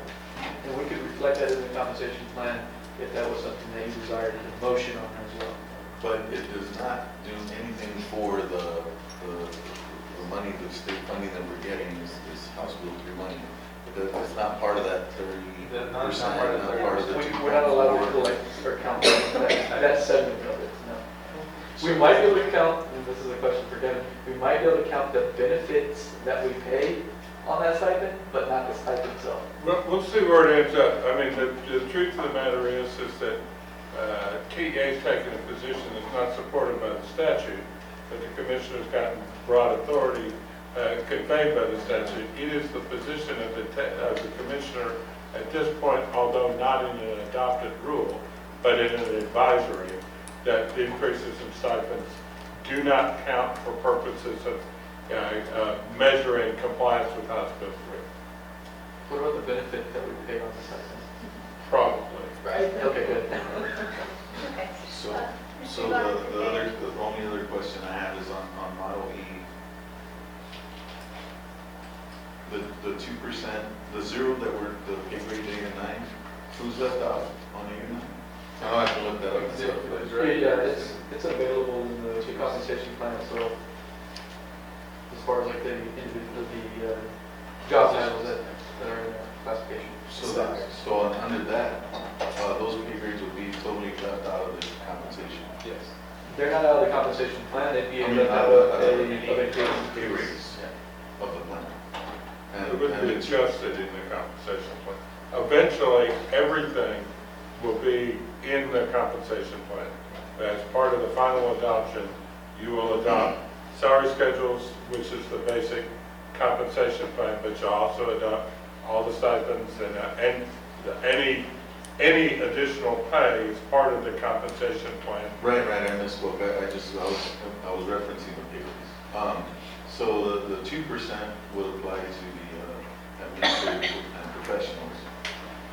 My concern with, and just, I mean, follow me here and give me what you think, but my concern with the low pay raise on administrative professional and then the executives is that it kind of stuns personal growth or upward mobility in a district. If we're trying to develop our principals into executive principals later down the road or directors, there's no if you leave them out of the pay raises, when we give pay raises, then at some point it's not beneficial. There's no upward mobility, there's no motivation to strive for better within your own district. Well, It causes them to leave where they pay better instead of staying and move up where you're at. Well, it just goes back to whatever the messaging is. What we try to recommend is that when you do an increase, that especially in the year where you got all these increases to the teaching scales, to the teaching salaries, well, you're gonna have a compression there if you don't do anything for the folks that are working in administrative positions, or such as counselors, assistant principals, anybody that goes any higher than that. So what you wanna do is if you're going to do the kinds of increases that are being required by the state for the teachers, you want to do something to where it keeps the dispersion still in a way to where there's an incentive to say, hey, I want to move on from the classroom and see if I can become a counselor or an assistant principal or a principal. We can run into situations where you're going to have teachers that are going to be making more than assistant principals, and you say, well, that just kind of starts turning the model upside down. So this is why the recommendation is to go in that direction. That was my concern with that portion of the model. That's it. That's all I was. Thank you, Mr. Yarborough. Anybody else? Any more questions? Mr. Flores? Okay. Along the lines of what Mr. Ibarra was talking about, I have a question for legal. On the compensation plan, what the legislation approved, did they include the administration? It was strictly for The categories that are included is teachers, writ large, teachers, not counselors, teachers, librarians, and nurses. Again, 75% of the increase due to the basic law. The other 25% go to other personnel in the district, not including administrators. So there is no specific raise for individuals. It is group, the raise, the methodology is a little different this time. It is kind of a group compensation requirement of the total revenue that's made available by that, which creates a little more discretion for the board. Administrators are simply out. There's extra money in the budget, but there's no legislative mandate. So on Model E, is that consistent with what's been? The administrative, in the administrative category, that is not implicated, whatever policy decision that you make with respect to the administrative category is not implicated, but in the calculations required under House Bill 3, one way or the other. It's purely a discretionary call for the Board of Trustees. I'd like to say something, Mr. Hamlin. If I'm not mistaken, I think counselors are included in that 6 years or over. It's teachers, nurses, counselors, and librarians. Those are the Yes, that's correct. And the differentiated salaries, that's correct. Sorry. Okay, thank you. Didn't mean to trot on them. I still got one in. Oh, I'm sorry, go ahead, Mr. No, and so on the models, like Mr. Rodriguez asked earlier about the breakdown, can we have it to where it's broken down?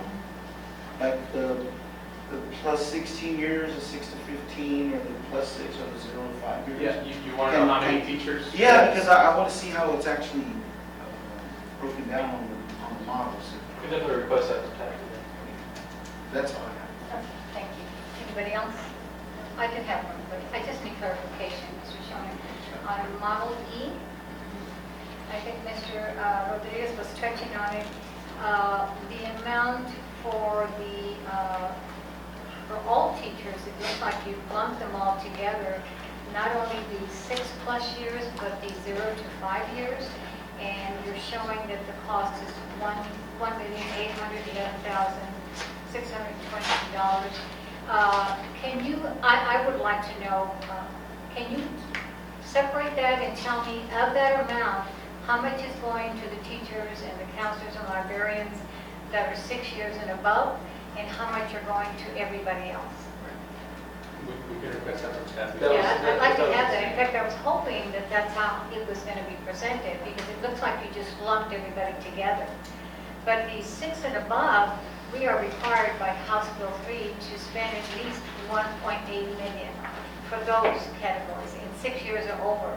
The remainder, the other, the teachers' libraries with 5 or less, it's a different ballgame. I've got the verbiage, actually, the statute here, if you'd like me to read it real quick. It's- No, I really wouldn't. But I would like to get the breakdown, if I could.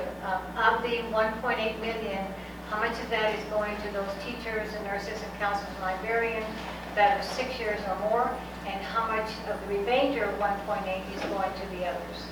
If I could get that breakdown, I'd appreciate that. Well, I want to, well, Yeah, that's, that's 75% of the required amount to teachers out of the revenue that they're forecasting is 1.8, well, 1.79, so 1.8. That's what it comes out. Of the 7.9 total amount of revenue, we're required to spend 30% of that, right, which is 2.3 million, or Right. 2.39, so let's say 2.4.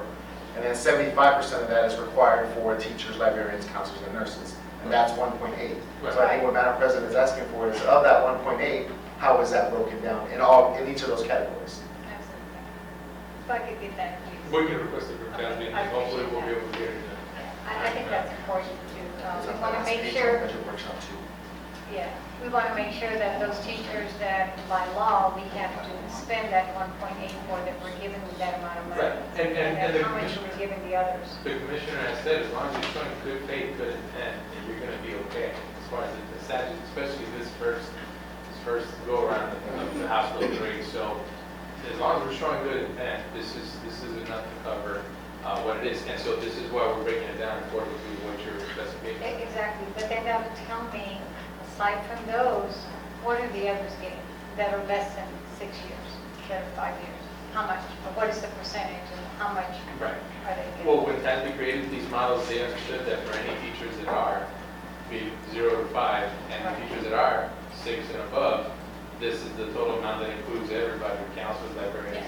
So But I mean, it's for us, lay people, and we have to decide on whether or not we're going to approve this, I mean, the breakdown would be helpful. yes, I ma'am. So think we'll we request separate it. it. We'll request it. Okay, and I think that's all the questions I have. Anybody else? And that one, I'm sorry. Okay, hold on, Mr. Flores. Ms. Flores. Yes, thank you. Originally, Dr. Flores, your staff presented models A, B, and C. Right. And then TASB representative came and went over those 3 models with us and added Model D, Right. which right away we knew that was the most expensive Right. one. That more than likely, I mean, as much as all our staff needs, deserves it, it's not reasonable and it's not sustainable at this time for our district. And then we got Model E, which is the least expensive one now because we're trying to save money. But, Ms. Bravo, you did mention to the teachers today and all the staff in your speech at convocation that our staff and our teachers are going to get compensated, and we're trying to do our best to give them what they best deserve. Right. And I believe that the models A, B, and C, any one of those 3 that was originally given to us at the last meeting, at the last workshop, all compensate all our staff. As a matter of fact, it compensates everyone, including auxiliary, police, instructional support. A, B, or C compensates them much better than Model E. As far as one of them is at 5% for those people, with Model E has a 5%. But if we go to Model E for teachers, now we're changing them because it's a 4.7 and it's a 5.7 versus the 6 or 5 or the 6, which they well deserve. Because it is our teachers that are working with our students, that are making the difference in the classroom. As you have well said, they are the ones that are in the front lines. Our administrators all deserve it, as well as all our staff, our auxiliary, instructional support, clerical support, police. They all deserve it. So to me, the best models are A, B, or C that was originally given and prepared by staff at the last workshop. And that's all I have to say. Okay, thank you, Ms. Flores. Okay, any other questions? I think Mr. Flores. Oh, yeah. You had some And I questions? just have one. Yes. Bill, go ahead. I was trying to remember. No, if all the models could have that breakdown, How many? all 80 square pages. So was it, Mr. Okay, Mr. Rodriguez? Yes, ma'am, just a comment, and I agree with Ms. Flores, I agree with what we've all been saying. Do we want to go with the most, I mean, we do, but I think the talk and the conversation has been consistent, even before House Bill 3 came to pass, was, let's be mindful, let's be, I believe Dr. Flores used the word conservative, good faith effort, and I think the key word that I've heard from everyone here is sustainable, right? Can we sustain it? Can we pay it out this year? Can we pay it out next year? Can we pay it out 5 years down the road from now? So yeah, I mean, and that's all we're trying to do here is trying to see how we can incorporate all those concerns into a compensation plan. So do they deserve 10%? Absolutely they do. But can we sustain it? And that's the key, Crystal. That's what we're trying to whittle down here going forward. And I think that's been consistent the entire time. Anything else, Mr. Rodriguez? Anyone else have a last say on this compensation plan? No? Okay. Thank you. Mr. Shulman, thank you for your presentation. Board members, this was, it is shown as an action item. Is there any recommendations at this time for the action, one way or another, on item number 1?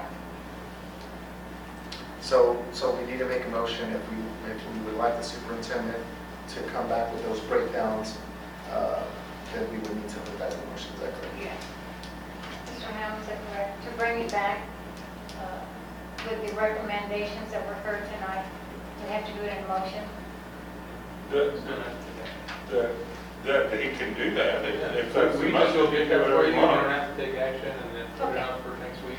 Okay, superintendent has recommended that there's no action, but they keep bringing back to us the recommendations that were presented tonight. Well, my recommendation would be Plan A, if you're asking for my recommendation. But if you're not asking for my recommendation, then you're asking for me to bring you more data. We could just simply bring you more data if you're not ready to make a decision. But I think everyone has been asking for more information. Right. I think at this time, then there's no action needed. Yes, I just have Mr. a question though, what's the repercussion on waiting? Is there one?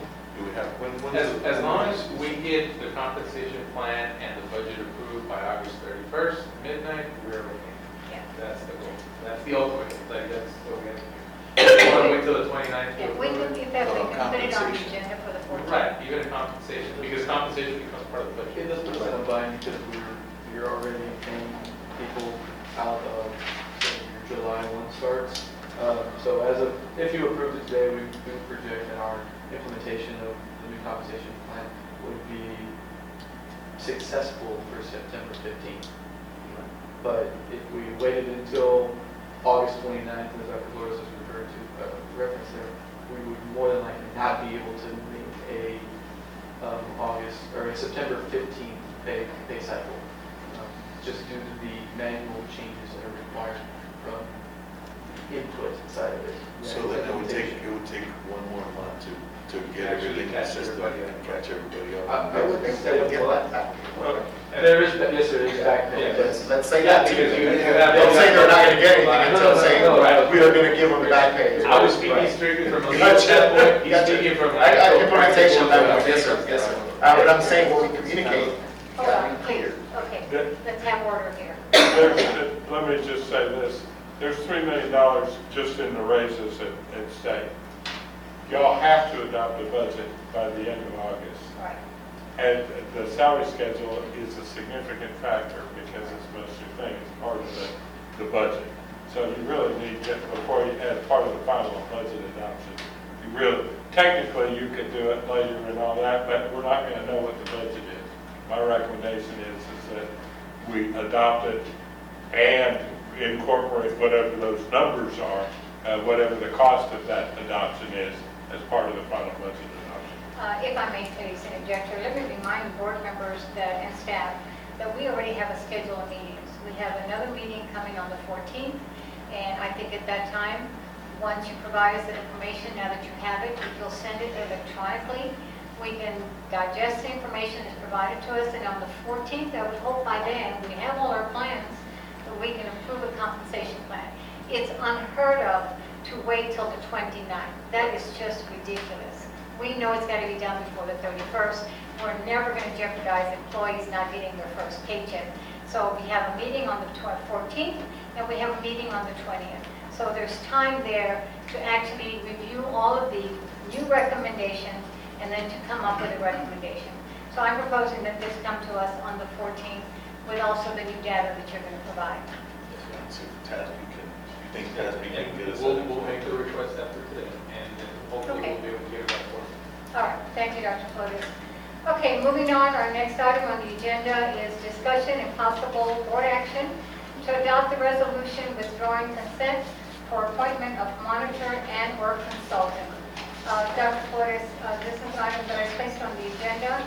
I think we've had a lot of discussion regarding our Lone Star Governance Coach monitor, and there's been a lot of concern, a lot of issues, not so much about the Lone Star Governance itself, but the Lone Star Governance Coach. So I placed this item on the agenda. I would like to hear from the board. It was a board decision to request a coach, a Lone Star Governance coach, to monitor our Lone Star Governance exemplary cohort. That was the intent of the action taken back then.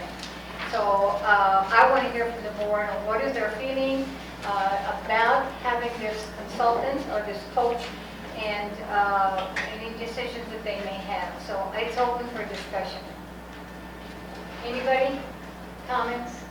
I have plenty. I'll go first, I guess. Okay, so it'll be- So I think so I wasn't here when the board approved the, her coming on board, or a Lone Star Governance coach mentor, right? We didn't know y'all didn't know who was going to be at that time. Right. So elections came, board members changed, came in January. Dr. Flores made sure that we went to the LSG training, which was fabulous, at Region 20, along with the new board member stuff. That stuff was awesome. Lots of good information. So then in February, we started talking about, never mind that coach was not here at that point whatsoever. All of a sudden, the new board wants to open schools, and she shows up, right? And the very first day that she showed up just set the tone, in my opinion. I'm speaking for me. Everybody else will have a chance to speak. That was just, she just created an environment that was divisive, that was confrontational. And dare I say, me, it takes, I have a lot of thick skin. I have thick skin. I don't get offended real easily. But that particular evening at Dwight Middle School, when Lori Elliott came into that room and was talking at us, she was talking to us, she was talking at us. She set the tone that's been consistent and getting progressively worse to date. And so much so that, her deceitfulness, I categorize it as deceitfulness, because one day she's saying she isn't, one day she's saying she is not, or she is, and she doesn't even know her own role. So that's contributing to all of the nonsense, I call it nonsense, that's going on. So much so that I took the initiative to let our legal counsel know exactly how I felt about it. Now, I'm sure that that's public information, but that hasn't been put in the media. That hasn't been requested, but I'll be sure to forward it to whoever I would like. And that was very specific on how I felt, how the environment that individual created. And let's be clear, that Lone Star Governance is great. I don't have an issue with Lone Star Governance. I think I've made the comments that I look forward to seeing how it can continue to benefit us. But as soon as that individual showed up, it just created all this divisiveness, and it's just confrontational. It's just not a good, conducive environment for a board of trustees to work towards good governance. So I'd be glad to read the email, and I can summarize it, and I can provide it to whoever wants, but I was very specific on how I felt about this individual, and I am on board with working with our very knowledgeable counterparts at Region 20 regarding LSG. But as far as Laurie Elliott's concerned, she's got to go. How many more minutes do I have? Because I'd like to just read some of this. You have 3 minutes. Okay. So let me scroll down here, I'll actually bookmark it, because I'd like to make it clear on exactly how I feel about this individual. So this was a letter addressed to our legal counsel and our board president, by the way, that was included in the package dated February 25th to TEA, asking for clarification. Is she or is she not? We're here on August 7th, and we still don't have an answer. She doesn't have an answer. So, you know, she's just, it's just a combative environment. She's creating divisiveness amongst the board. And as a matter of fact, every other word out of her mouth was, you guys shouldn't be opening buildings. She has no say in that. Absolutely no say, no authority, nothing. She's here to make sure that we are compliant as a cohort, which was requested by the previous board, compliance with LSG. Nothing to do with her opinion, which is in her reports. In my opinion, those are her opinions on what we should and shouldn't be doing, and that's not her role. It's not in her place to be doing that. So when she can get clarification, then maybe we can have it until, being insulting, even questioning board member qualifications.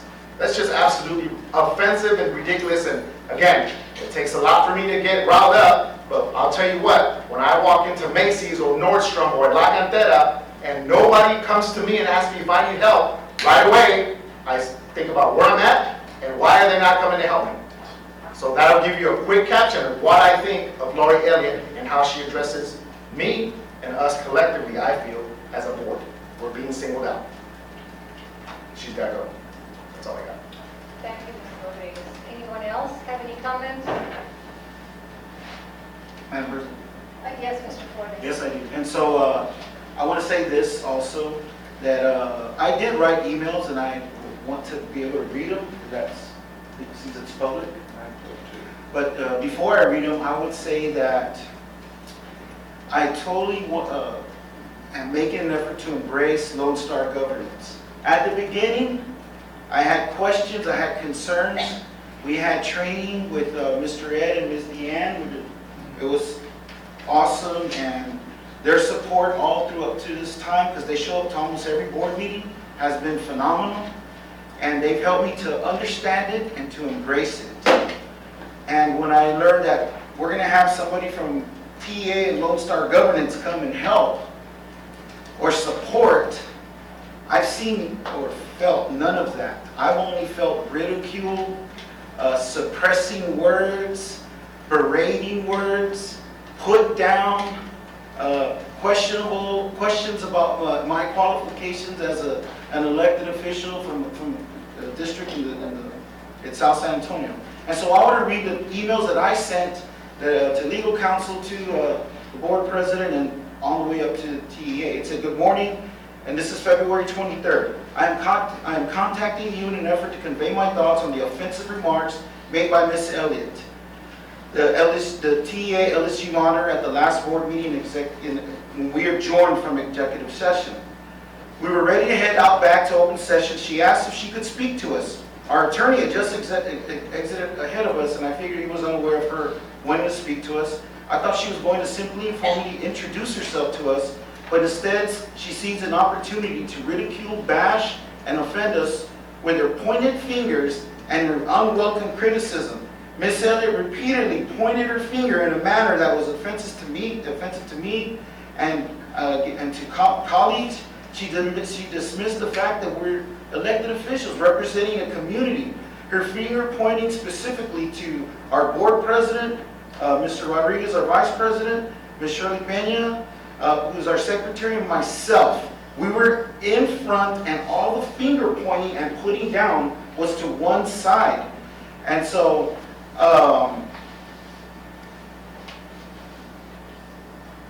she was intending to demonstrate a superiority of her position and race. I am a sales representative and deal with business owners and thousands of customers that have spanned over 27 years. And never have I felt like a Hispanic minority being spoken down to by anyone than in that meeting that past Wednesday by Ms. Elliott. Her pointed critical words and her finger pointing directly at us only was a demonstration of her trying to exercise her superiority to supposed Hispanic minorities. As I understand it, she was only here on request from the previous board to monitor only LSG issues. I do not understand how she was allowed an executive session if we're not addressing LSG items or issues as our specific agenda item was personnel for discussion that night. I ran a respectable and clean race to get elected back in November from an area of folks that are low income, and this LSG monitor remind me of that as if being this type of person is unacceptable. Her sharp criticism of our meeting, not specifically speaking about LSU, but about other district issues, really bothered her, even though we had an awesome open session presentation about our success with student outcomes from grades K through 2nd as presented by Ms. Shields that night. Perhaps if Ms. Elliott had grabbed a free copy of the board agenda for the night upon entering, she would have realized that we as a board were fulfilling our commitment to address student outcomes that night. I'm still shocked and gathering myself to be calm after her downgrading our Hispanic race with her finger pointing and pointed words describing us as folks who do not care about outcomes our children or our children in the district. Again, there are many issues we tackle as community representatives and we address accordingly. I treat every adult or child without bias to their ethnic race equally as we are all human beings. I feel my race and position as a respected and elected school board member by a diverse community was violated. I would appreciate it if a conversation could be had with proper educational authorities of the events that transpired that evening. I hope you can understand how I feel as you were in the meeting that night and me telling the board president. If the monitor role simply upon request from the previous board and now not mandatory, please get it addressed. I do not want to participate in another meeting in executive session if Ms. Elliott will continue to seize opportunities to put me or us down. I feel notification of the proper authorities or legal counsel or media outlets of this incident is warranted if not dealt with swiftly and properly. Thank you. I don't know how much time I I'm sorry, have. that concludes your time. Okay, Mr. Flores, does anyone else have any comments on this item? Ms. Peña? With Ms. Elliott, since the day, as we can recall, on July, the way she approached us, I was not very happy with that because she just made us feel, like, she's the parent and scolding the kids. And every time I saw her in closed session, I did not understand why she would be there.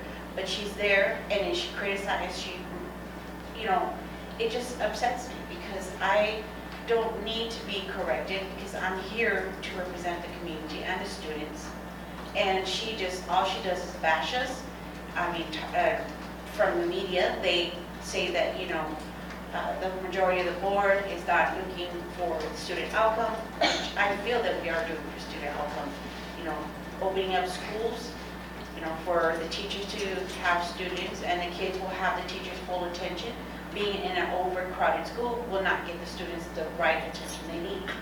And Ms. Elliott, I feel that she stepped out of her boundaries saying that we shouldn't be opening the school. And from what I understand, the school board has the right to open and close schools. So I just do not understand her attitude towards us and singling out the majority of the board, saying that we shouldn't do this, we shouldn't do that.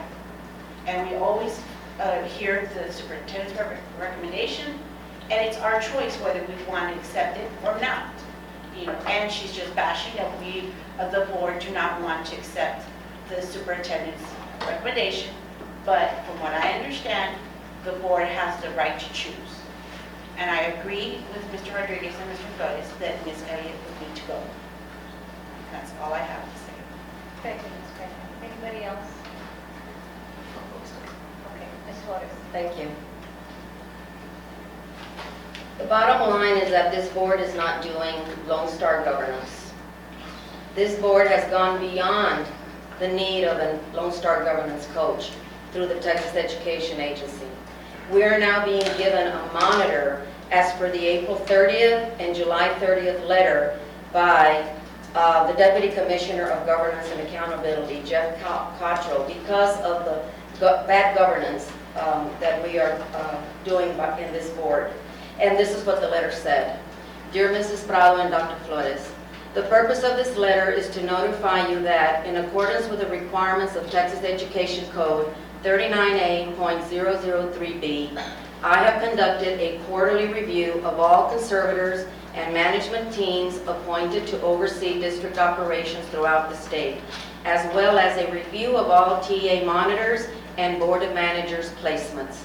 At this time, it is my decision to continue the appointment of the monitor for the South San Antonio Independent School District. And then it goes on, if you have any questions, who to contact.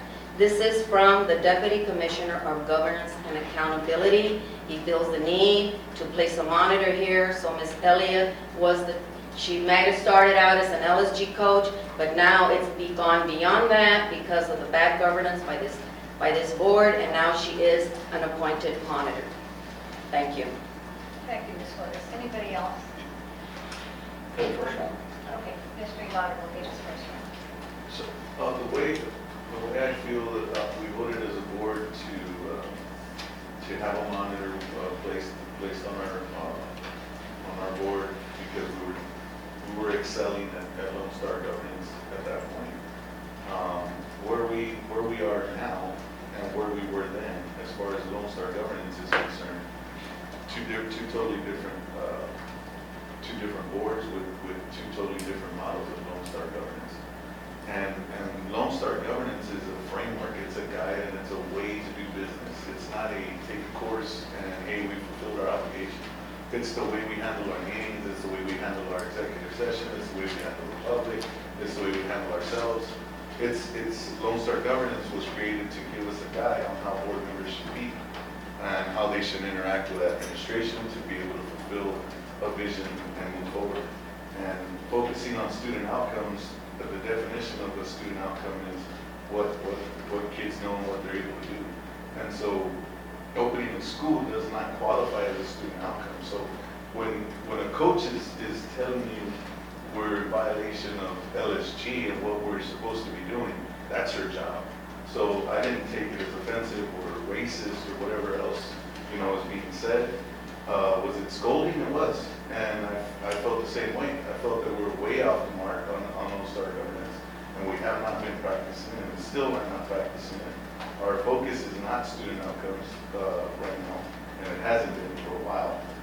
That's not what we focus on at these meetings. And we're going to have 4 meetings in August, and we had, 2 to 3 meetings in July. Just in those 7 meetings, we have not discussed student outcomes.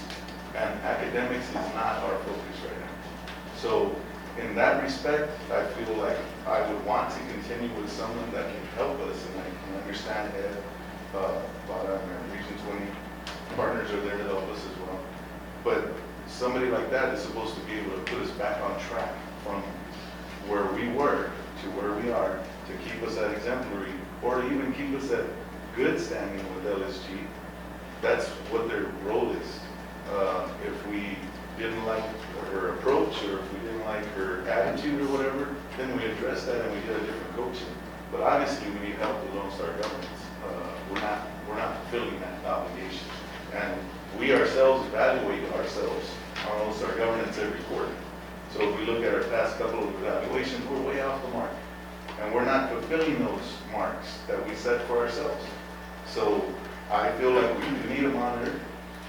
Her role as a monitor now, in my opinion, and maybe this is just where the confusion lays, is that she's not a monitor of LSG exemplary cohort status anymore. She has changed into a monitor of the district, and that's what that letter says. So if there's a misunderstanding there, and legal, if you want to chime in on this, clarify it. But the letter's pretty plain and clear that we all got, and it's all the public information, and there's a letter that we can print and show anybody who wants to see it. It states her as a monitor. I don't understand what the confusion is there, but her role has changed. What I'm referring to right now is someone that can watch over. The vote that we took was someone to help us, to coach us, so that if we were doing great, they were going to use this as a model for other boards and as information or helpful or whatever. And when we weren't doing that great, they were going to put us back on track so that we stayed exemplary. That was the whole purpose. We weren't doing what we were doing, a year ago. So for someone to come in and say you're off the tracks, let's get back on track, that's what her job was. So it's changed now, and now there's a different role. But to have a monitor, I still believe we should have a monitor, monitoring our LSG, because I don't think we're on track on that, and I think we should be following it. So I'm not for taking a monitor off of this board, but I think her role has changed as well. So that's my opinion. Thank you, Mr. Ibarra. There's elder and I'm saying, sorry, hold on a second. I think Ms. Martinez, everyone gets one round, and then we'll go in the second round. Mandy? So I just wanted to kind of echo a lot of what Mr. Ibarra said about the, I'm gonna call her coach because originally that's what you all voted for, previous board. I do not believe in following LSG. I know it's new to us still. I think we do little things here and there that do go towards that, but we have not been dedicated to it as the board before us was doing. So I think we do need the support of a coach. Maybe it needs to not be Ms. Elliott because we already have that native feel with her. But I think I would support keeping a coach to support us to keep on track or to get us back on track, because if we did evaluate ourselves again, we'd still be at zero like we were the last quarter. Thank you, Ms. Martinez. Okay, we'll do the second round now. Who would like to go first? I'll defer. Did you get your first round? yes. Okay, so Ms. Rodriguez. Okay. Sure. When I hear Mr. Ibarra and Ms. Flores say that Ms. Elliott's role has changed, it's news to me. I would be interested to know, because those letters are the exact same thing. Only this last one was future dated by like a week. We received it, but the date on the letter was like a week in advance. So I questioned it right off the bat, right? Security is the first thing to mind, and that to me was not authentic. So I'd be interested to know how those two board of trustees know that this individual's role has changed. Maybe they've received communication that I'm not privy to. Maybe they've received communication that should have been shared with the rest of the board, specifically our legal counsel. So in my first round, I wanted to read my email, and I'm going to do that now. So on Thursday, February 21st, I was here to meet with Dr. Flores, and that was my first privileged encounter with Ms. Elliott because she was on the phone. So I'm in the office with Dr. Flores, and he informs me that Mr. Schumann will be taking notes and that Ms. Elliott is on the phone. So the conversation started great. She's talking about LSG and how important it is. And then right away, 30 seconds into it, she turns into, she proceeded to state that the board should not be concerned with opening buildings or any other business other than student outcomes. She states that boards does not fulfill the superintendent's role and that he is the manager of the district and should be allowed to do his job. She went on to say that the board should not be given any one of his staff directives. She also states that she will be attending all meetings, including budget committee meetings where LSG does not even apply, and be involved in all communications between the board and Dr. Flores. To me, her tone was very condescending and patronizing. She was imposing herself and LSG as the only business the board should be undertaking. So the issue is separate. The LSG, yes, I agree with some of the stuff you guys are saying. But as far as Ms. Elliott's concerned, major issues. So I advised Ms. Elliott that I would require clarification from her on legal and local policy and how it meshes with LSG. I asked her to prioritize it for me, and she said, quote, well, the law is always priority. You always follow the law first. I said, well, thank you, Ms. Elliott, because as you are aware, the board has legal roles and responsibilities that we are obligated to fulfill by law other than LSG. I also advised her that it was just as important for Dr. Flores not to act in a manner that may create a perception that he is trying to fulfill the role of a trustee. She agreed that it's a two-way street and it requires collaboration and communication. I advised her that to date the board has not crossed any lines and that we have been operating under legal and local policy. I asked her for clarification on all communications such as emails between the board and Dr. Flores, and she said she would need to be included if it was relevant or important. Lastly, I advised her that everyone, including Dr. Flores and his staff, should be reminded that we are elected officials. We are not appointed, nor are we employees of the district. We were elected by our communities to represent them, and that we must not lose sight of that. In summary, Ms. O'Hanlon, Ms. Elliott is operating outside the role of a voluntarily requested monitor. I feel that she's being extremely and unnecessarily intrusive and imposing herself on the board that I feel will be counterproductive, and it has been. She has created an environment of distrust that will not bode well for the board and superintendent relationship. This was February. Here we are in August, and I have been spot on, in my opinion. Let me read that again. She has created an environment of distrust, and Dr. Flores says that multiple times, that will not bode well for the board and superintendent relationship. I ask that you please address this matter as soon as possible. The board has undoubtedly kept their focus on student outcomes, as evidenced by the Goals Progress Report given at last night's board meeting. Please let me know the outcome as soon as you have one, because Ms. Elliott stated she intended to email the entire board in order that money to advise us how she plans to impose her will on us and micromanage board business and create barriers that will not allow us to fulfill our legal roles and responsibilities. I am very alarmed and deeply concerned with Ms. Elliott's role and her agenda. So again, we were elected in November. Everybody went on vacation. We went to LSG training in January. We started talking about opening schools in February. And she shows up, and I'm an actions person. I'm going to go by what I see. And my first interaction with her in Dr. Flores, and Mr. Schumann was there also, on the phone, right away. We shouldn't be opening buildings. That's outside of her role, outside of her scope. Who is she to even try to dictate or give an opinion or input on what we should be doing as a district? No place whatsoever.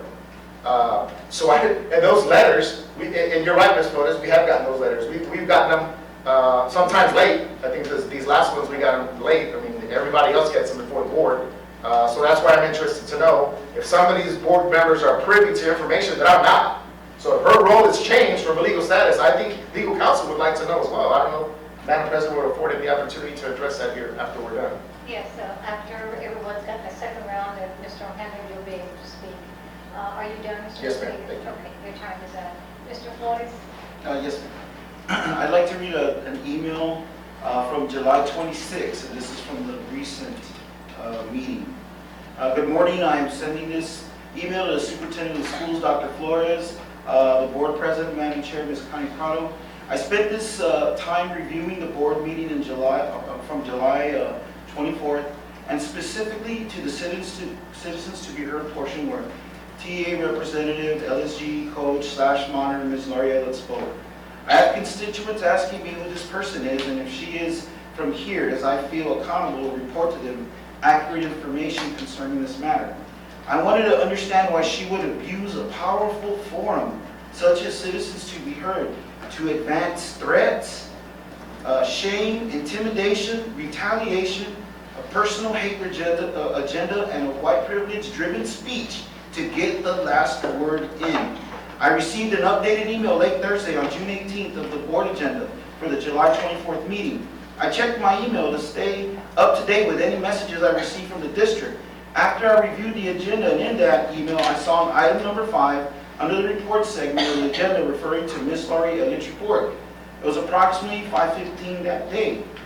An hour or so later, around 6:20, there was a repost of the board agenda, and so I opened it to see why there was a repost of the agenda and wondered what changes had been made, etc.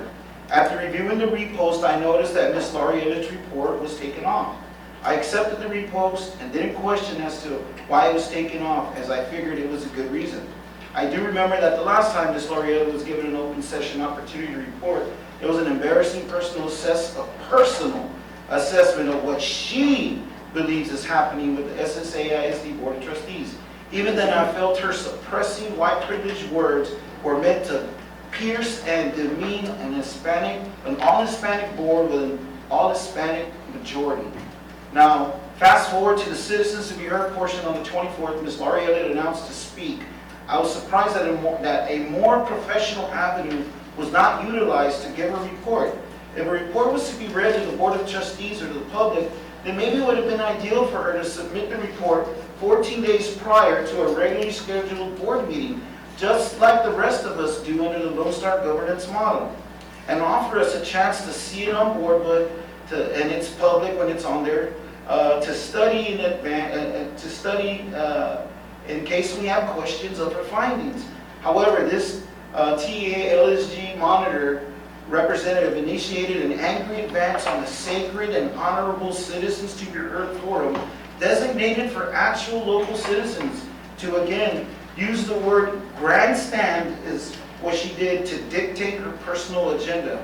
Her tirade was laced with words I already used but are worth mentioning again: intimidation, retaliation, personal hate agenda, and suppressing white privilege words to get the last word in to bash a minority group. Since this meeting, there have been inaccurate reports of the media concerning her chance to speak and have inaccurately reported her position and role.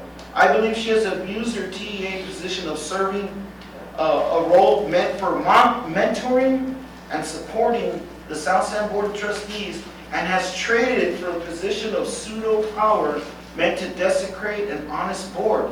Please, legal counsel, help us with the clarity on the roles that it is reported accurately by our district and media outlets, and to hopefully stop her poisonous, baseless, self-propagating, superiority, white privilege-laced speeches. Thank you. Thank you, Mr. Flores. I think Ms. Banya. I mean, I just, would like to know, because not even council knows the title of Elliot. I mean, it's, on the letter it says monitor, but from what I understand, she's supposed to be a coach. But, I don't know how this letter says she's a monitor, but if TA cannot specify to legal counsel what her role is. So I'm just confused with how this letter states that she's a monitor, but our legal counsel cannot get a straight answer from TEA what her role is. So that's my... Thank you, Ms. Banya. Anybody have a second round? Ms. Flores. In answer to Mr. Rodriguez's accusation, I am not privy to any information or communication other than those letters that we have all received. The letter from the Deputy Commissioner are clear that he continues the appointment of the monitor. Thank you. Thank you, Ms. Flores. Anybody else? No? Mr. Martin? Okay. If there are no other comments at this time, then this is an action item. Do I hear a motion at this time for item number 2? Madam, before the motion, can we get the legal counsel to address the Absolutely. I think, Ms. O'Hanlon, there was questions. Mr. Goddard had questions, and I think we all have questions on what exactly is the status of Ms. Elliott. You can answer. Here's the kind of the legal background that we're doing. Under 39A.002, there's a predecessor statute in Chapter 39 that basically says the same thing. The commissioner is authorized, that's the section that says authorized commissioner actions.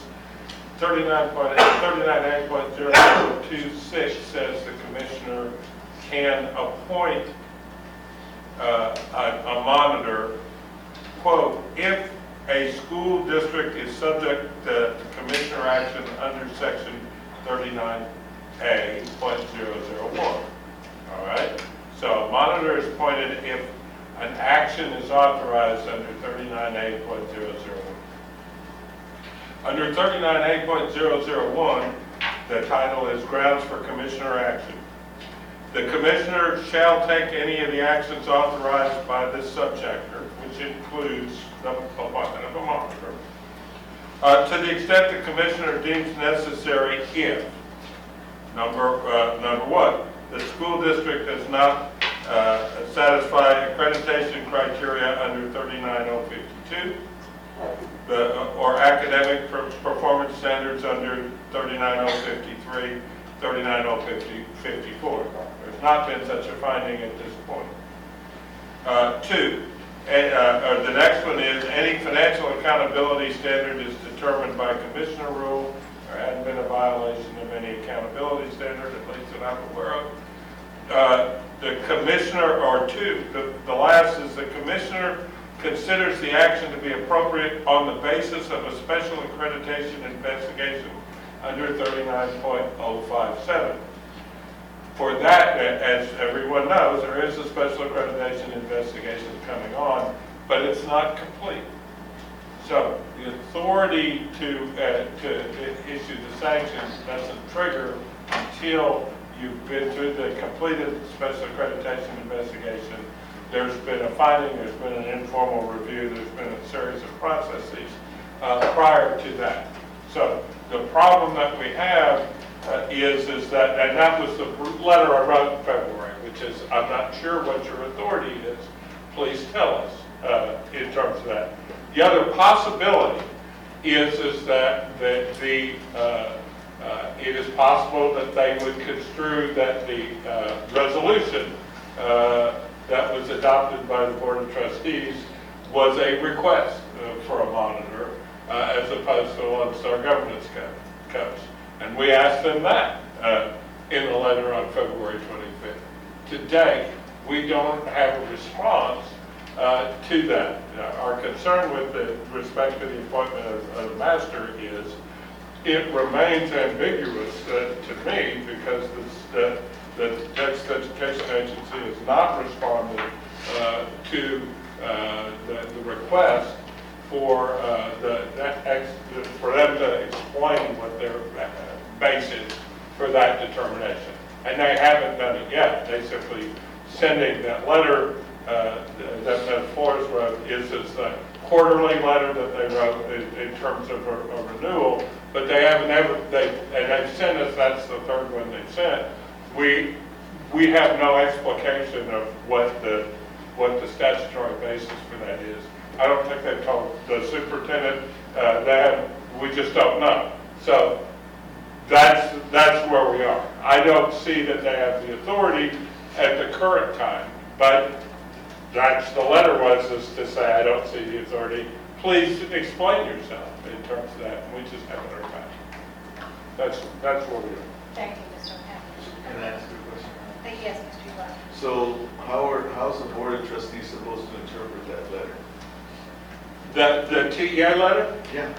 I don't know. That's why I wrote them the letter in February. Well, I understand that, but all I'm saying is so we can't interpret it like she's not a monitor. Maybe we can't interpret it like she is, but we can't interpret it like she's not. So with respect, that's a good question, which is why I wrote the letter in February and haven't gotten an answer back. However, with respect to dealing with her, even if she's a monitor, the authority of the monitor does not include the ability to give directions to the Board of Trustees. They have they're supposed to monitor the school, the board's activities and report to the commission. So we haven't barred her from those kinds of things in terms of what her duties are. The reports that she is sending to TEA that she wanted to report is on the form that is done. So we haven't banned her from doing that. But I'm not, it's just, we're trying to remove the ambiguity with respect to her role because I don't see that there's a legal authority for that title at this point. That's the question. That's the issue. That was the issue in February. It still hasn't been resolved. I've had multiple conversations with counsel for TEA as well with respect to that. They've never responded.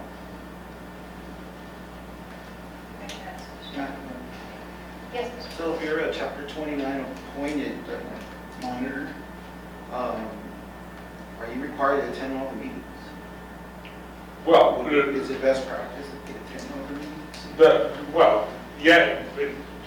Monitors are not required to attend all meetings.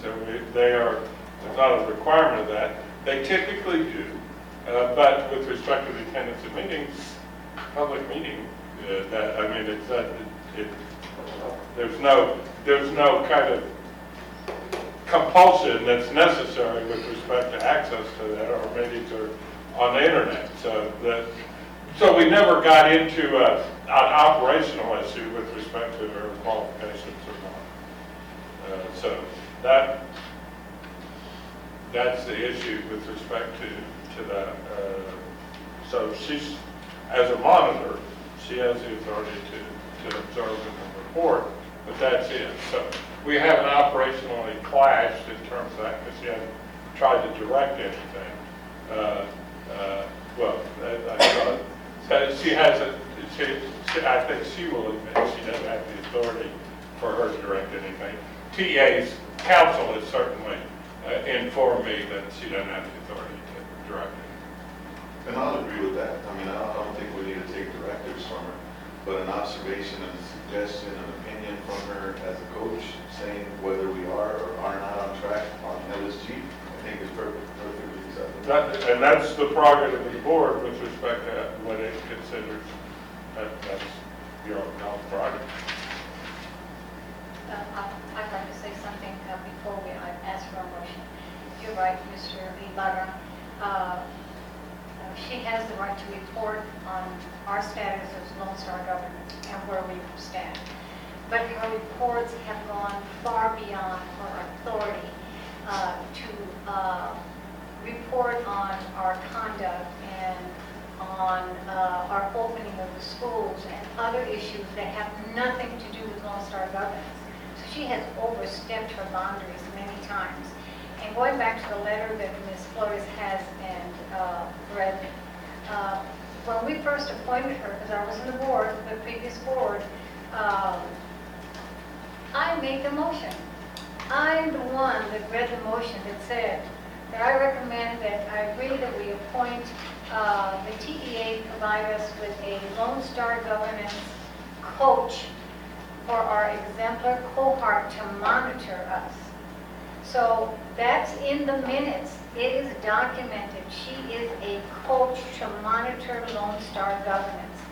Somewhere in the exchange between our minutes to TEA, someone in TEA sent the first letter saying we were appointed a monitor, a Lone Star, in fact it said Lone Star governance coach monitor. Well, that's what we wanted, someone to monitor Lone Star governance, not a sanctioned monitor. So every letter we get says monitor, but it's not a sanctioned monitor. It's a Lone Star governance coach monitor. And until we get something legal from TEA, either to the superintendent or to the board president or to legal counsel, she has no authority. She's welcome to come in and comment on anything with Lone Star governance, but she has gone far beyond and overstepped her authority and what she has the right to do and not do. And not only that, and I agree with Mr. Flores, Mr. Rodriguez, and Ms. Peña, because I was standing there when she stood there and was pointing the finger at us and just berating us. And that is unacceptable. No one should have to go through that. So I agree. I think Lone Star governance is cool. Have we not done Lone Star governance? It has fallen to the wayside. I agree 100% because we've been dealing with trying to get the schools open. Because that has to happen with a short timeline. But I think once this issue is done with, I think we can proceed. In fact, we've already worked with staff, with Michelle, to get our calendar ready coming this August for our meetings to continue again. No one is saying we don't want Lone Star governance. It is a good tool, and it does help us to keep us on track. But there's other issues that we've had to deal with. And if we have a monitor or a Lone Star governance coach, I don't see why we can't continue with Region 20. Mr. Barra and Ms. Roman have been excellent in providing us guidance. They're here at every meeting, and if we have questions, they come up and stand up and respond. So we're not saying we don't want someone to coach us. I think that's good. But the issue is not Lone Star governance. The issue is the person. That's the issue. So let's get that straight. Okay, with that said, do I hear a motion on item number 2? Madam President, Yes, Mr. Flores. I'd like to make a motion. Yes, Mr. Flores. I'd like to make a motion on the resolution, saying this, on a resolution withdrawing consent for appointment of monitor and or consultant. And if, in that motion, if I could read the resolution. Yes, Mr. Flores. Okay. Resolution withdrawing consent for appointment of monitor and or consultant. Whereas on October 18th, 2018, the South San Antonio ISD Board of Trustees unanimously approved the following motion. Ms. Prado moved to approve the request for representative or consultant for a better choice of words from the Texas Education Agency to support and monitor our board progress as a mentor district in the Lone Star Governance Cohort and Ms. Flores seconded. And whereas the Board of Trustees had, prior to the October 18 motion, successfully worked with Mr. Vada and Ms. Drummond from the Region 20 Education Service Center in implementing its Lone Star Governance Program. And whereas in response to such requests, the Texas Education Agency has appointed Ms. Laurie Elliott in a dual role as a Lone Star Governance Coach and appointed monitor. And whereas the Board of Trustees has previously notified the Texas Education Agency via letter from Council dated February 25th, 2019, that it had not requested a monitor nor consented to the appointment of one. And whereas in miscellaneous correspondence from the Texas Education Agency, most recently dated July 30th, 2019, Jeff Cottrell, Deputy Commissioner for Governance and Accountability, notified South San ISD of his decision to continue the appointment of a monitor. And whereas prior to the appointment of a monitor under Texas Education Code 39A.002, 6 in parentheses, a district must be subject to the provisions of Texas Education Code 39A.001. And in the case of South San ISD, those conditions have not been met. Now, therefore, the Board of Trustees of the South San Antonio ISD resolves as follows: that the October 18th, it should be 2018 request for a representative or consultant, for a better choice of words, from the Texas Education Agency is rescinded effective immediately. That the South San Antonio ISD Board return to its status immediately prior to the October 18, 2018 meeting and continue in the Lone Star Governance Program in cooperation with the staff of the Region 20 Education Service Center only. That the monitor appointed by the TA be withdrawn, as there is no legal authority for the appointment of such a monitor. I second. Thank you, Mr. Flores. I have a motion and a second. Board members, before we go into roll call, I'd like to read some comments, if I could please, into the record. Please bear with me. Okay. I intend to support this resolution. The resolution is accurate, and its intent is in the best interest of governance of this school board. The local newspaper's editorial board, once again, in another of its cookie-cutter editorial versions on South San, has it wrong. It has never been about transparency, nor has it been about keeping anything from our citizens. Any citizen has access to any document in the public domain at any time. All they have to do is ask. In this particular instance, the report by the assigned Lone Star Governance Coach arrived in the school district on or about August 1st, 2019. The report is addressed to the board president and the superintendent. Needless to say, the board president nor the board of trustees received their copy until it was requested, and almost a whole week later. The decision not to receive the report in the open session was the right thing to do. Indeed, it was the only thing to do. It had absolutely nothing to do with the substance of the report, but it had everything to do with the messenger. In my over 20 years of public service, I have never felt verbally abused until the arrival of this assigned Lone Star Governance Coach. Her desire to deliver the report in the open session was only to once again target the board majority in a manner that demeans, chastises, belittles, and is condescending. To allow an individual a public forum from which to grandstand is unacceptable. We do not allow this kind of behavior in any one of our classrooms, much less here in this public forum and directed to the elected members of this board. The taxpayers of this school district have already paid this Lone Star Governance Coach an amount almost exceeding $12,000 in 4 months. Finally, pertaining to the accusation of board overreach, I will only say that if the board is being charged with being overzealous in the reopening of our schools, then I am guilty as charged. It is true that the board has spent an inordinate amount of time on the effort to open our schools. However, when there is a void in leadership, someone has to step up to the plate. Thank you. Michelle, at this time, can I have roll call, please? Mrs. Martinez? No. Mr. Ibarra Jr.? No. Mr. Flores? Yes. Ms. Ibarra Peña? Yes. Mrs. Prado? Yes. Mr. Rodriguez? Yes. Mrs. Flores? No. Motion passes. Thank you.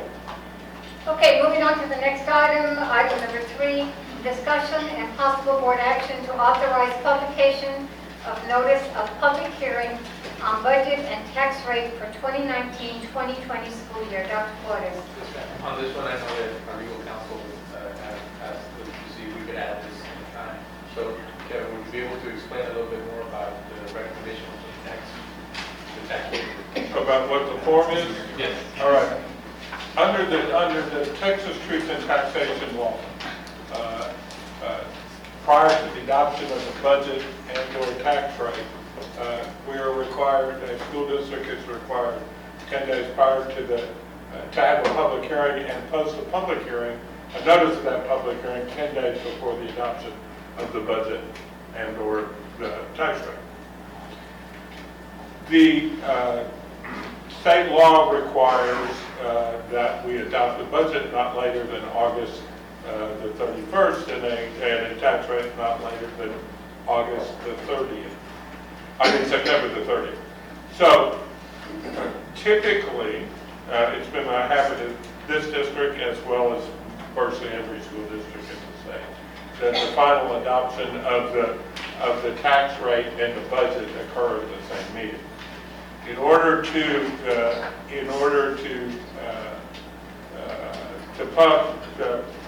put out the public notice, there is a prescribed form for the publication of that notice that is put out essentially by the Controller's Office under the what they call the Truth in Taxation statutes. Under that form, you have to publish a series of data that are in the agenda, and you have to propose a tax rate in that notice. Under the rules, you cannot adopt a tax rate higher than the tax rate that you have in the published notice. So that you need to set the highest one you're contemplating. Now, if it comes down to the last minute and you decided that you needed to have another one, and you decided that you needed to go up on the tax rate because some unforeseen circumstances, not saying that's going to happen, but you just simply repost another 10-day notice and have another public hearing and have another meeting and adopt a higher tax rate. But you still cannot adopt a tax rate that's higher than the one that's published in the most recent notice of public, the tax rate and the public hearing. Because of that, the publication of the notice is kind of it's not a final policy question, but it's a policy question. What is the tax rate that you are considering for purposes of placing in the notice, so that we can fill that in? Staff may have recommendations, but the board has to set the tax rate, so that you have to pick that. The other thing that you have to do in that public hearing, in that notice, is set the public hearing date. So the rest of the stuff that's in there about the calculations are pretty much done by the staff because they're Chrysler District probably does it. I don't know who does the Truth in Taxation. Mocha and Casey. Mocha and Casey did it instead. So Mocha and Casey made a set of calculations. They are basically just mathematical calculations for all the other data. But what aren't mathematical calculations on that other data, are the tax rates and the date of the public hearing. One other caveat with respect to the tax rate. Because of the provisions of House Bill 3 and the mandatory compression that is in House Bill 3 on your maintenance and operations account, taxes, you cannot set, and there's not a rollback provision or anything else in this nature, you cannot set a tax rate. If you had a $1.04 tax rate last year, you can't set a tax rate in excess of 97 cents, okay? So that's the maximum. You can set one lower if you want, but you can't set one higher. So that's why that number came from in terms of what's out there. That is consistent with it's the this year equivalent, if you will, of the $1.04 last year, because it is simply the $1.04 run through the mandatory compression calculations that were placed into law by House Bill 3. So that was kind of a calculated number as well this year. You can set it lower if you choose to do that, but that affects your revenues. Then the other issue where it is, there was some discussion at the last budget meeting, is what your debt service is. You can set a debt service rate under Chapter 45 of the Texas Education Code in an amount necessary to pay principal and interest accruing on your authorized debt service during the upcoming 1920 tax school year. That's be tax year 2019, school year 2019-20 budget year. So that calculated number, I think, comes out to 51 cents. Technically, the form is 50. You can set it lower. Just for reference, your debt service tax rate last year was 41 cents.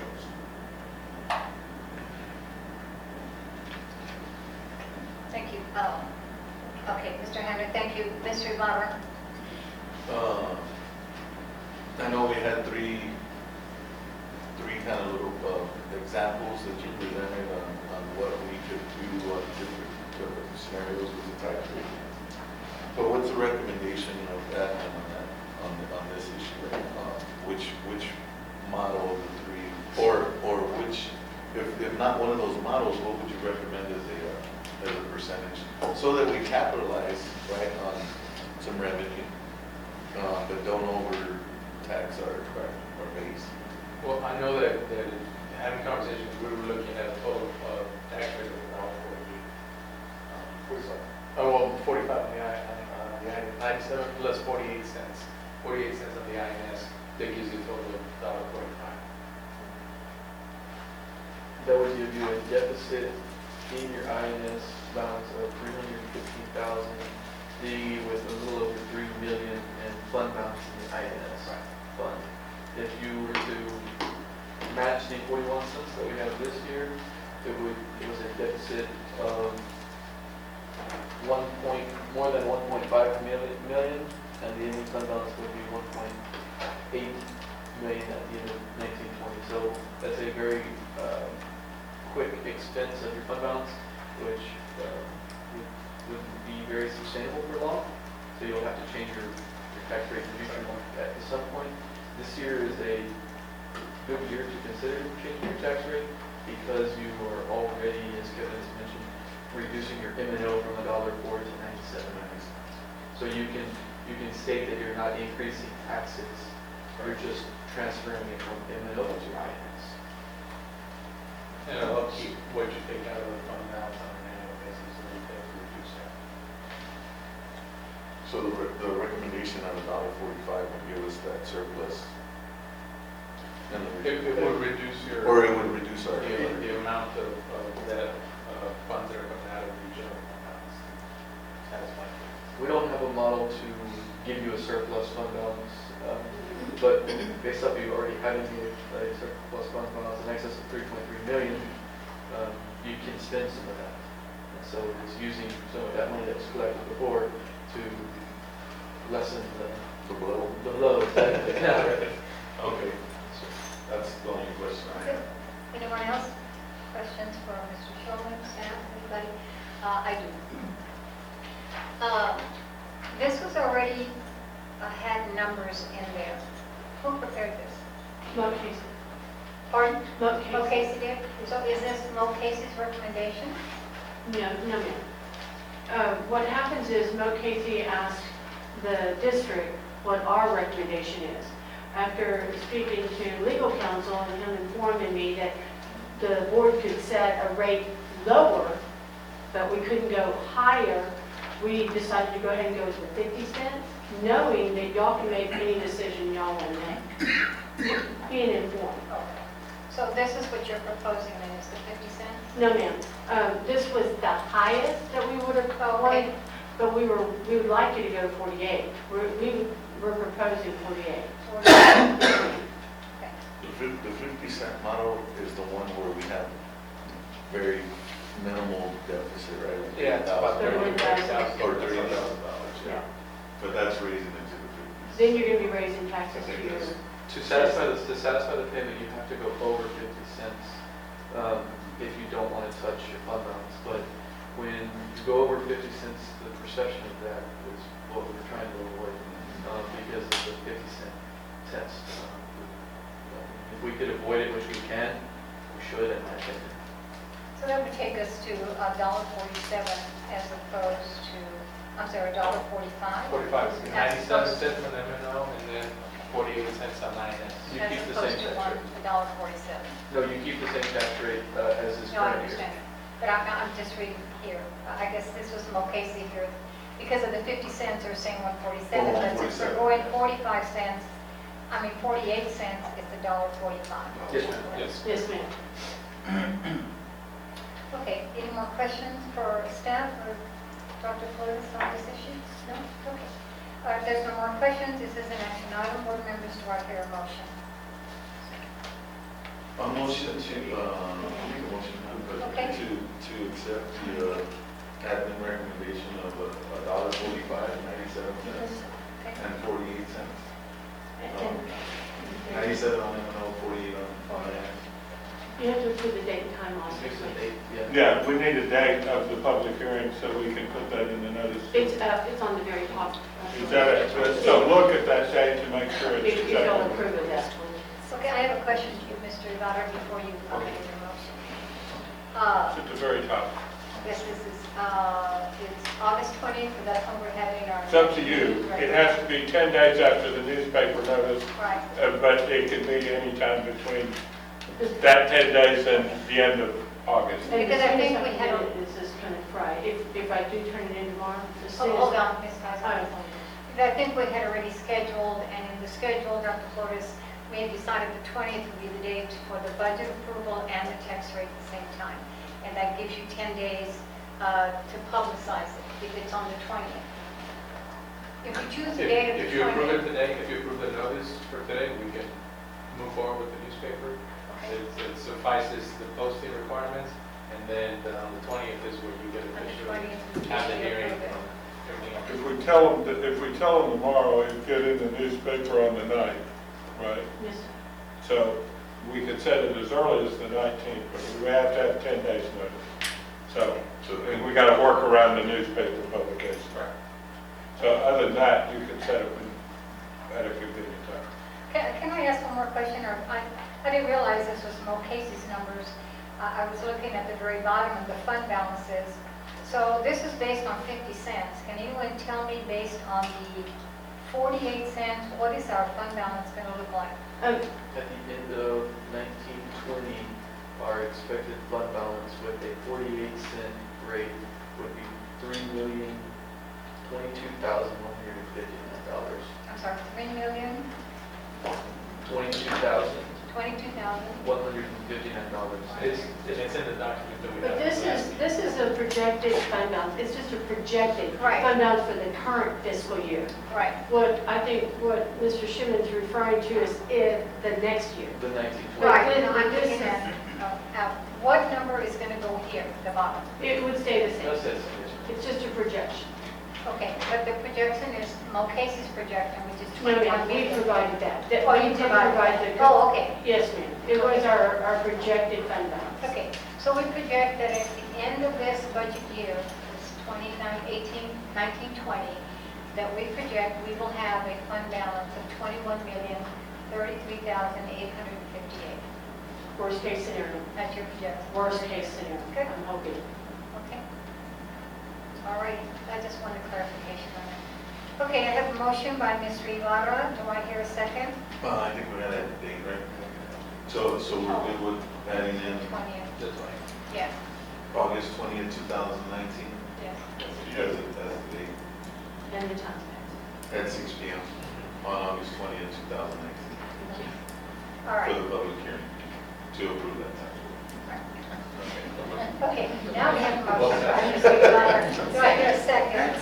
Okay, second by Ms. Flores. All in favor? Aye. Opposed? Motion passes. Thank you. Okay.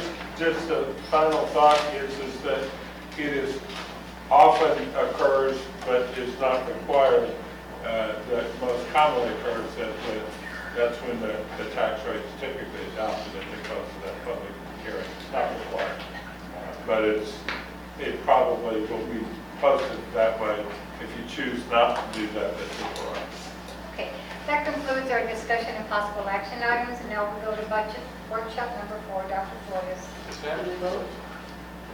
Pardon? Did we vote? Yeah? We did? Okay. I don't remember saying this, I seconded it. We got it? Yes, then. Okay. But we can go. Sure, we'll take a 5-minute break at this time. Thank you.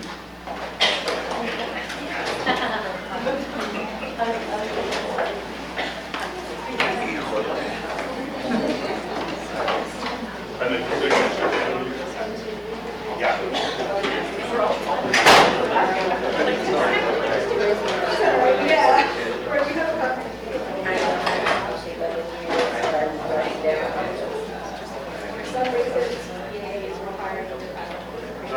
I didn't want it on the shirt. I didn't want it on the video.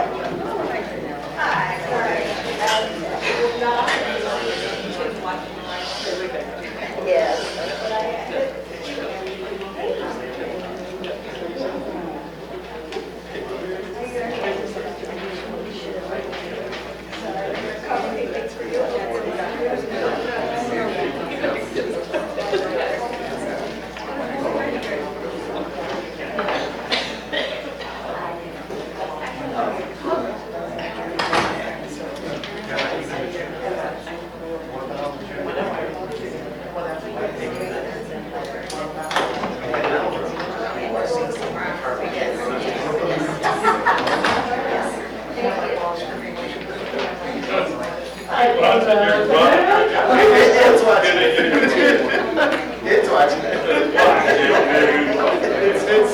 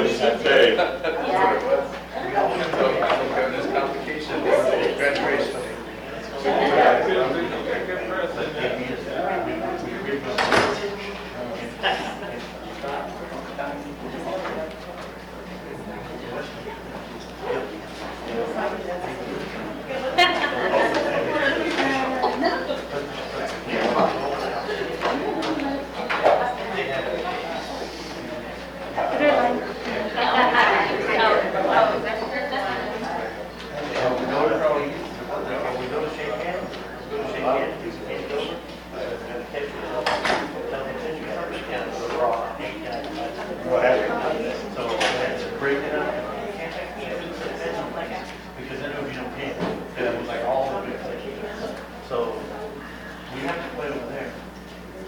We did. That's what I can do. Just text me the second. Okay, Then you start having fun, they start getting runs. They don't take the picture out, and we feel tight. To 12 innings, and they beat us.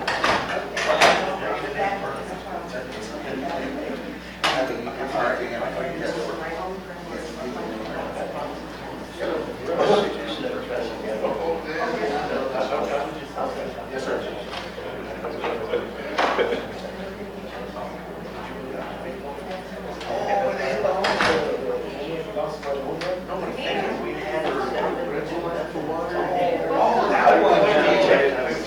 I don't know if you're. You wait till they tie. The picture is so good.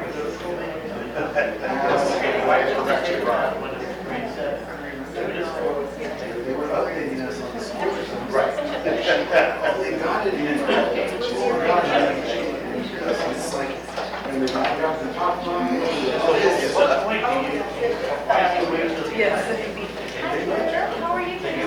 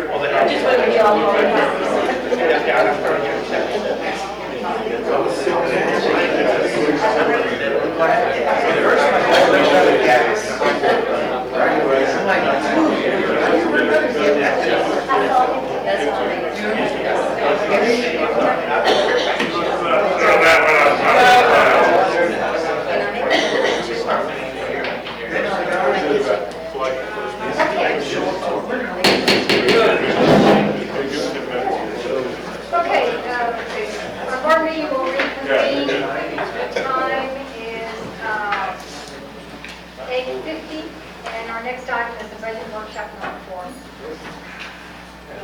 Kaiser and Mr. Schuman presented, that's fine. And we've already gone over a majority of what we're talking about here, this provided documentation. You've already set your tax rate. So the first slide you're looking at is just those calculations we've gone over previously. The next slide gives you the impact of adding the models into workshop two's numbers. What also is on here is we have a salary cost estimate of 16%. So there's a 16% factor on the expense side for benefits. That is made up of a 1.45 Medicare employer contribution, a 0.75 TRS care employer contribution, a 6.8 state contribution, employer contribution above state base, and then a 7% TRS matching. But Now- Mr. Schuman, are you reading, are you defining what the 16% is? Yes, ma'am. Okay, would you go through that again? Yes, ma'am, I can. It's a 1.45% Medicare employer contribution. It is a 0.75 TRS care employer contribution, a 6.8% state contribution, employer contribution above state base, and then a 7% TRS matching. And with the TRS matching, it is it's a 6144 expense entry, so it shows up on your expenditures. And if you look at each of your revenues on the various plans, you'll notice that there's a slight change on revenue because there's a 5831 revenue that is offsetting. So if you're giving a larger contribution to salaries, then there's a larger TRS on behalf revenue estimation. Not very much, but it's different. And you can see that in those models. At any minute, are we gonna get the goggles that? It's a lot of models. It's a lot of models. No way. Like, I feel like we're going into a 3D movie and they give you the glasses. All right, man. Where are my glasses? Destiny did amazing putting that all on Yeah, there. it's a lot of models. There's the same. I've got it printed out as well. I pulled it up. Board members, do we have any questions for either Ms. Kaiser or Mr. Schulman on the presentation?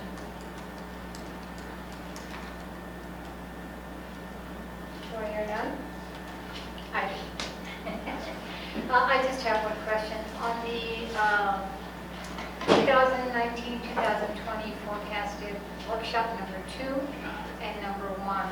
The number 1 state program revenues was $49,865,000, and then it increased to 59. Is that because of the HB3? So what you're looking at, workshop 1, that is the pre-HB3 estimation on workshop 1, the pre-HB3.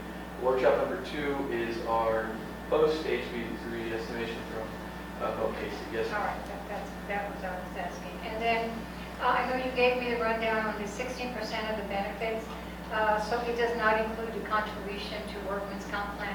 It does not. It's just a factored number, but it is not fully inclusive of every benefit. Or unemployment. There's some things that it's not fully inclusive of. Okay.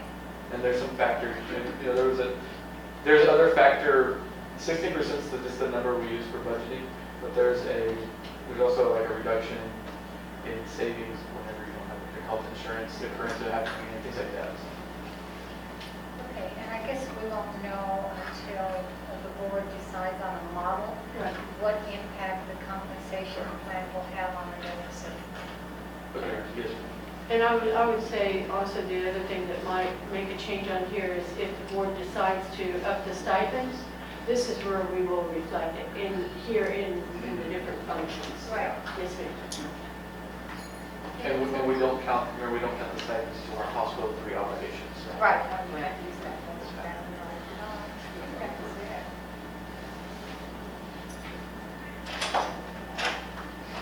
I'm just curious, Ms. Kaiser, on workshop number 1, we actually showed the 4.9 as the deficit. Do you foresee that changing, plus or minus? Do you have a crystal ball? Well, Which one? been a little foggy recently, but. No, just the workshop number 1. I mean, it's changed as we've gone along. Actually, number workshop number 2 was one that was not a deficit, it was actually a surplus because of the HB3. And that was before any salary was paid. Right, Yes, because ma'am. as we add the compensation, then that's going to, Yes, ma'am. we Yes, ma'am. will have a deficit. Workshop 3 didn't have any variation in the budget presentation because it was focused on the compensation itself. Oh, okay. Possibly. That's why there was no workshop 3. Yes, ma'am. Is that the model set? Okay. All right.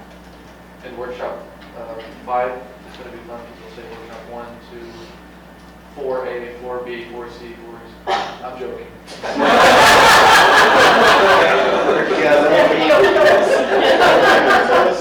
Okay, well, if there's no questions, this is just a workshop, and our last item is closed session. The board will now go into closed session according to the Texas Open Meetings Act, Texas Government Code 551.071, 551.072, 551.074, 551.076, 551.082, and 551.0821. Discussion concerning personal matters pursuant to Texas Government Code Section 551.074, and the time is 8:56. Dr. Flores. I'm sorry.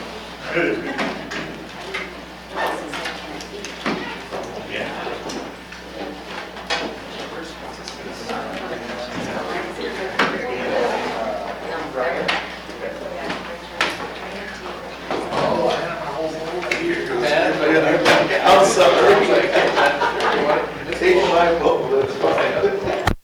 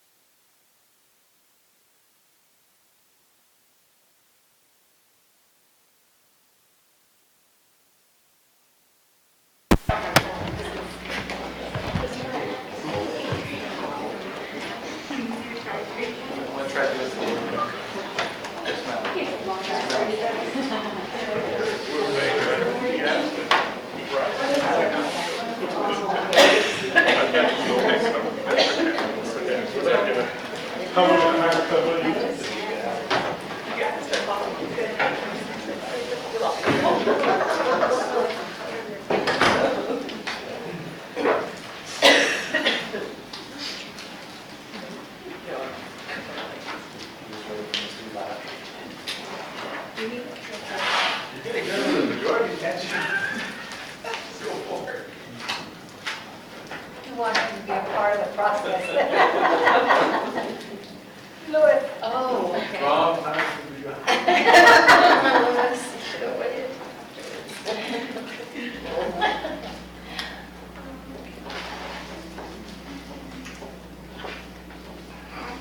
Let's all clap. You want us to go get him? What What did he left? We don't know. Turn on red.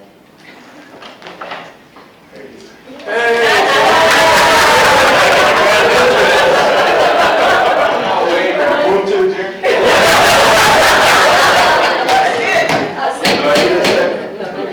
The board will now reconvene into open session. The time is 9:39. Do I hear a motion for adjournment? Adjourn. Do I hear a second? Second. All in favor? Aye. Motion passes.